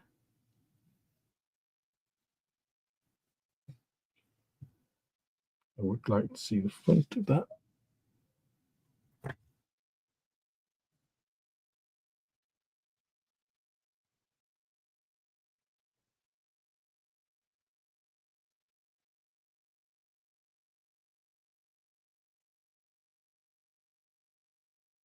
I think that goes in there, actually.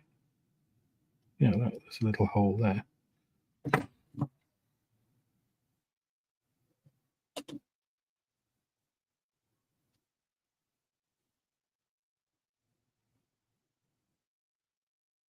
And then when this assembly is dry, it'll be much easier to trim this. That little, you can see it really very much. Just see it there. It's a little bit. Just needs trimming off that pipe, but it'll be much easier when it's stabilized on two sides. Got that support. But that is how that is supposed to go. Not anything to do with this.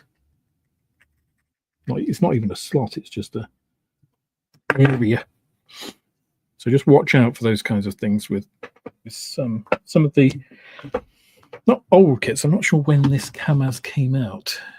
Let me have a quick StreamYard ScaleMates check. We want KAMAZ. 35th. We want ICM. So this was a 2016 tool. So yeah, it's not exactly old. It's 9 years, but that predates when they were doing the video instructions. So they've only been doing the video instructions for a couple of years now. But still, nice little assembly so far. We're just over 2 hours. So I'm going to propose getting this engine finished and maybe locked onto the chassis and then finishing up, which will probably take us to the half hour. So, and it also finishes this this sheet up to page 29.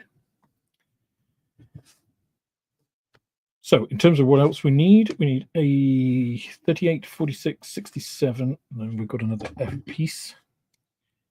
So we also need a 24 and 25 for the radiator there. So let's get those off because those are big, easy pieces to identify. There we go. Get those out of the way. So actually not too many pieces to deal with here. A38. There's our 30s. So A38 there. 38. A67 we know is going to be towards the end here. There it is. A67. A46 is going to be somewhere around here. Yes, there it is. So yeah, identifying where the parts are is so much easier when it's in a numerical sequence. Those are our A pieces. So it's only F14 and F41 that we need now. F14.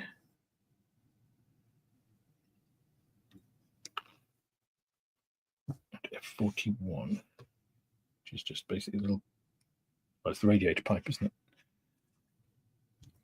There we go. Now, this should be nice and simple, nice and quick. So yeah, just a quick clean up with the blade on these pieces.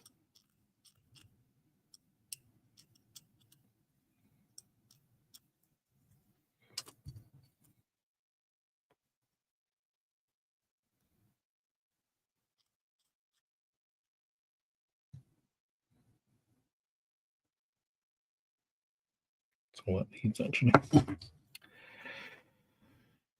Yeah, so we've got those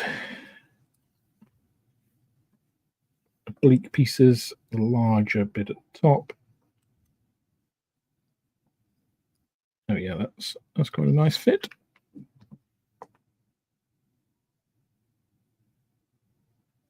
There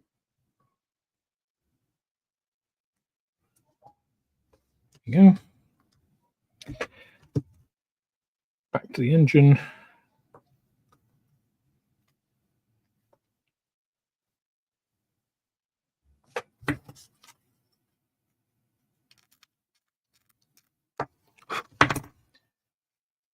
E46 gets in this bit here and into that hole there. That I think is definitely, so this is where I think tweezers go into their own. You've got a nice flat-sided piece. You know, you have to pop it into one and then, you know, push it into the other. You can use your fingers to aid all of that.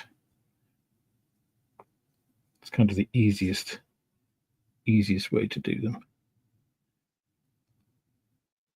However, that hole is not quite big enough to accommodate that.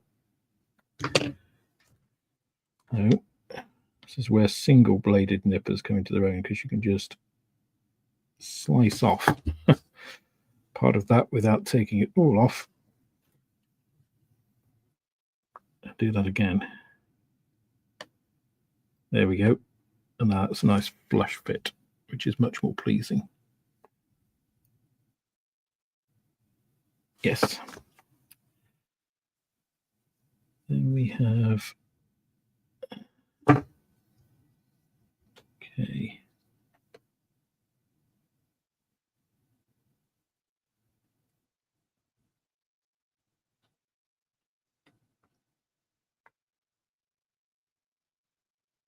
Not really sure where it thinks that piece is supposed to go on, because that doesn't look like that on mine.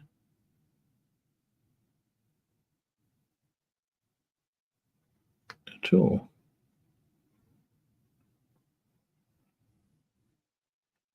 Interesting.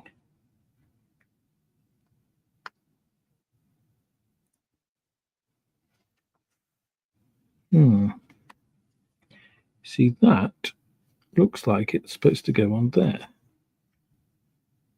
Now, this looks like it was supposed to be a tab at one point, but it's been remolded. There was nothing showing us cut that away, was there?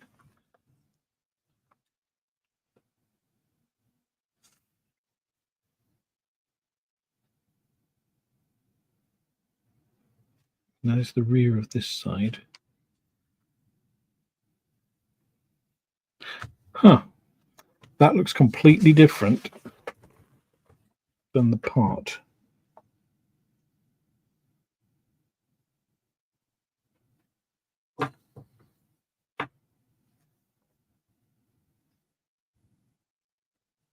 Although, if it was...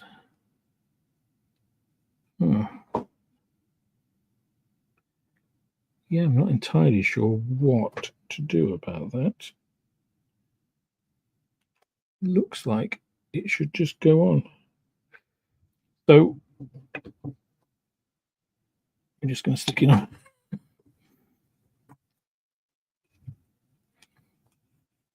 That's the first time I've come across that in an ICM kit.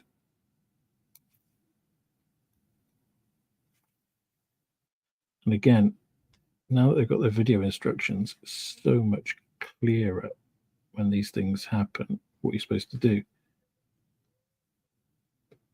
Because I'm not sure you're supposed to cut it off, because that doesn't look like it's flush with that, and I'm not sure it would fit if it was flush.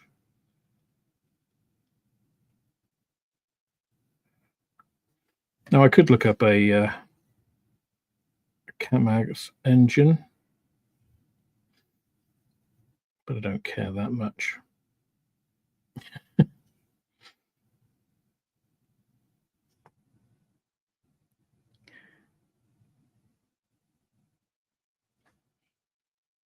I can always correct it later if I need to.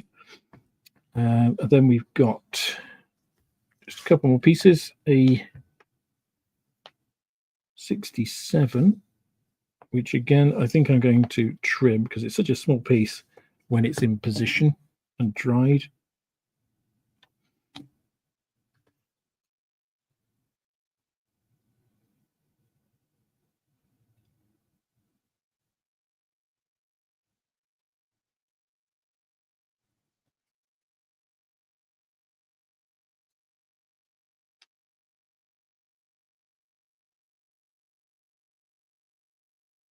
See the oil filler inlet.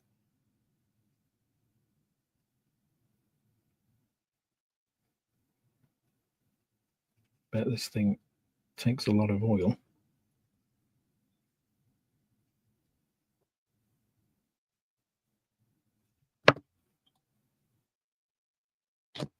Need to refill my Tamiya thin, definitely.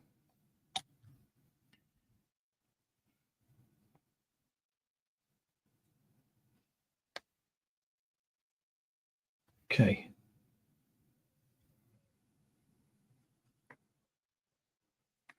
So that's all on quite securely. Really not sure about that, you know. Okay, let's trim the drive shaft.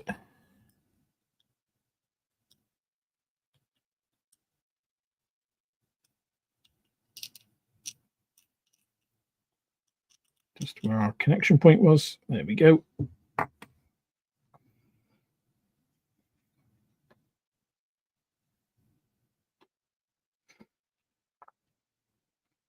So it goes in this way, like so.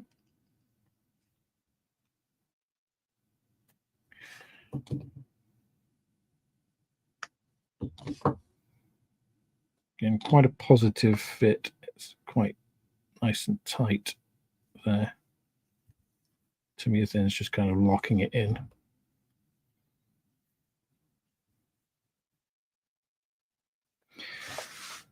So then, get our main chassis frame back. And this basically goes from there, there, and then into the diff there.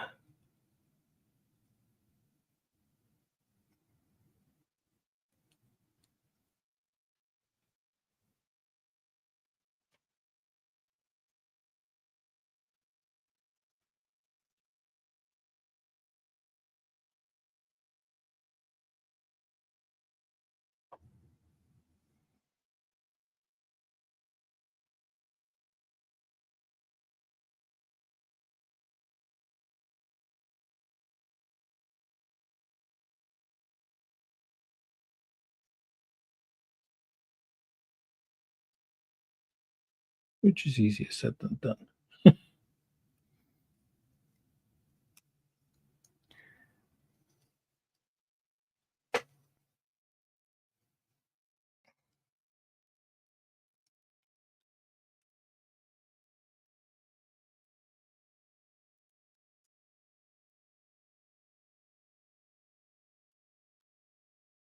Definitely easier said than done. Now that is the right way around there.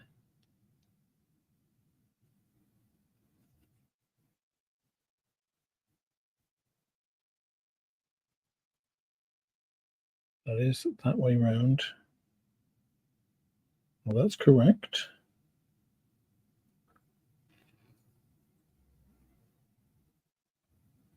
That's in the right place.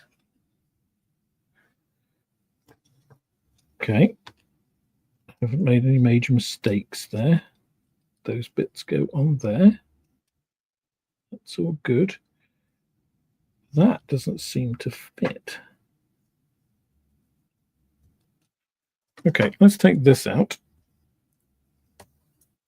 Put this back in. Now that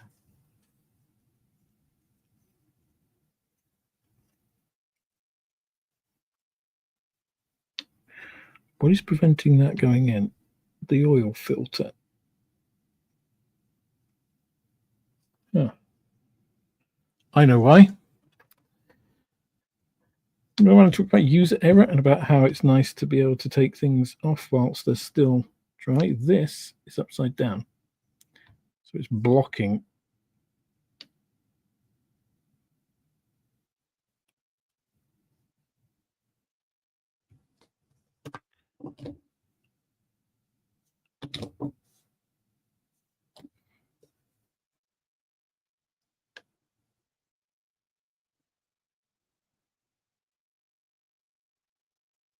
There.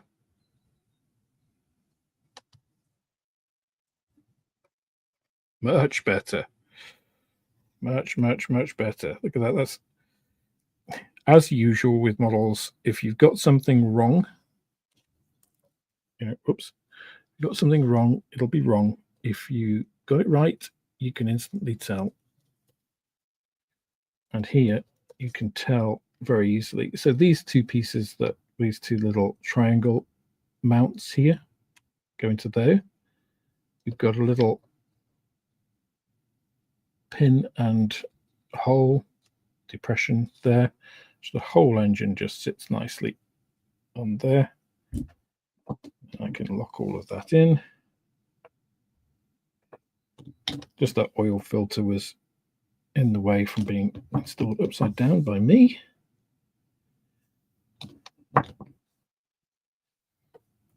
And this, though, no, wait, is that upside down? No. Oh. Again, trying to put that in the wrong place. It doesn't go into the lower one, it goes into the upper. Knowing that, of course, that's going to work very easily. So I can actually pivot it like that. Yeah. Okay, so let's just check. Go away, fly. Annoying creature. Yeah, that's what it is. Although, I'm not sure how.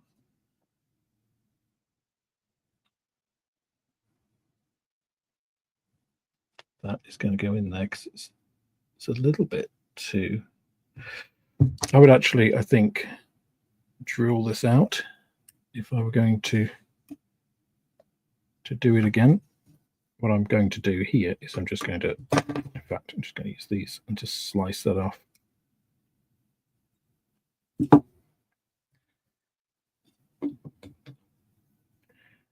Which will make the whole process much easier.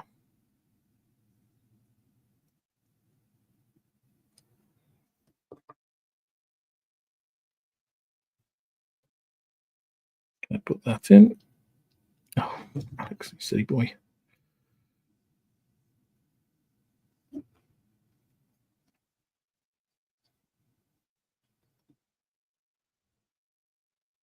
Back onto those mounts.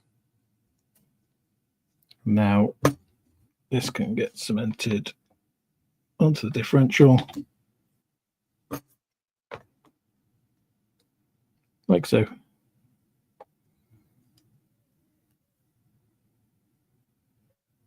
Yeah.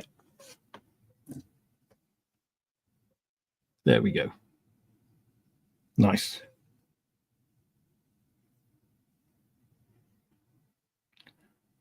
Yeah, when it's right, it's right. Now, I've knocked that piece off there, but I'm not 100% convinced about that, so I'm going to come back to that. It's nice and accessible, so I'm going to leave that for the time being. The radiator can go in position, which it goes in like so. It should slot in quite easily. Yep, nice and snug. See where the fan comes at the back there. Just a little bit of extra thin there, and then the pipe from the radiator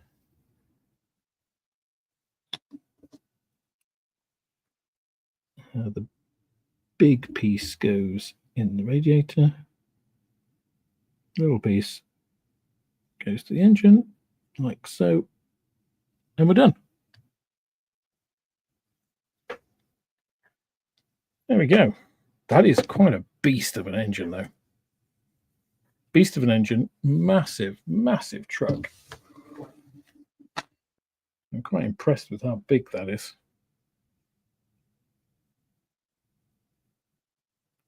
So slightly complicated by my own errors, but that's me. Otherwise, pretty straightforward for all of that. Got some exhaust threading to do next. And then we're on to all of the transmission with differentials on those. The rear drive axles, which goes over the next a lot of steps. So this is a pretty involved build. I mean, these kits aren't mini art complex.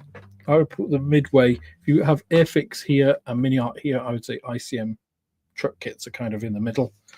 They don't make you do 100 parts where one would do, but they are fairly involved. And, you know, as you've seen with this engine, pretty complex, you know.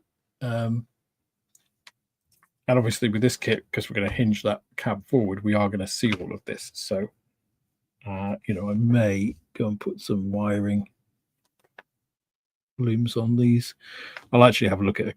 I'll do some reference and look at exactly how this is supposed to fit, because I'm not quite sure of that.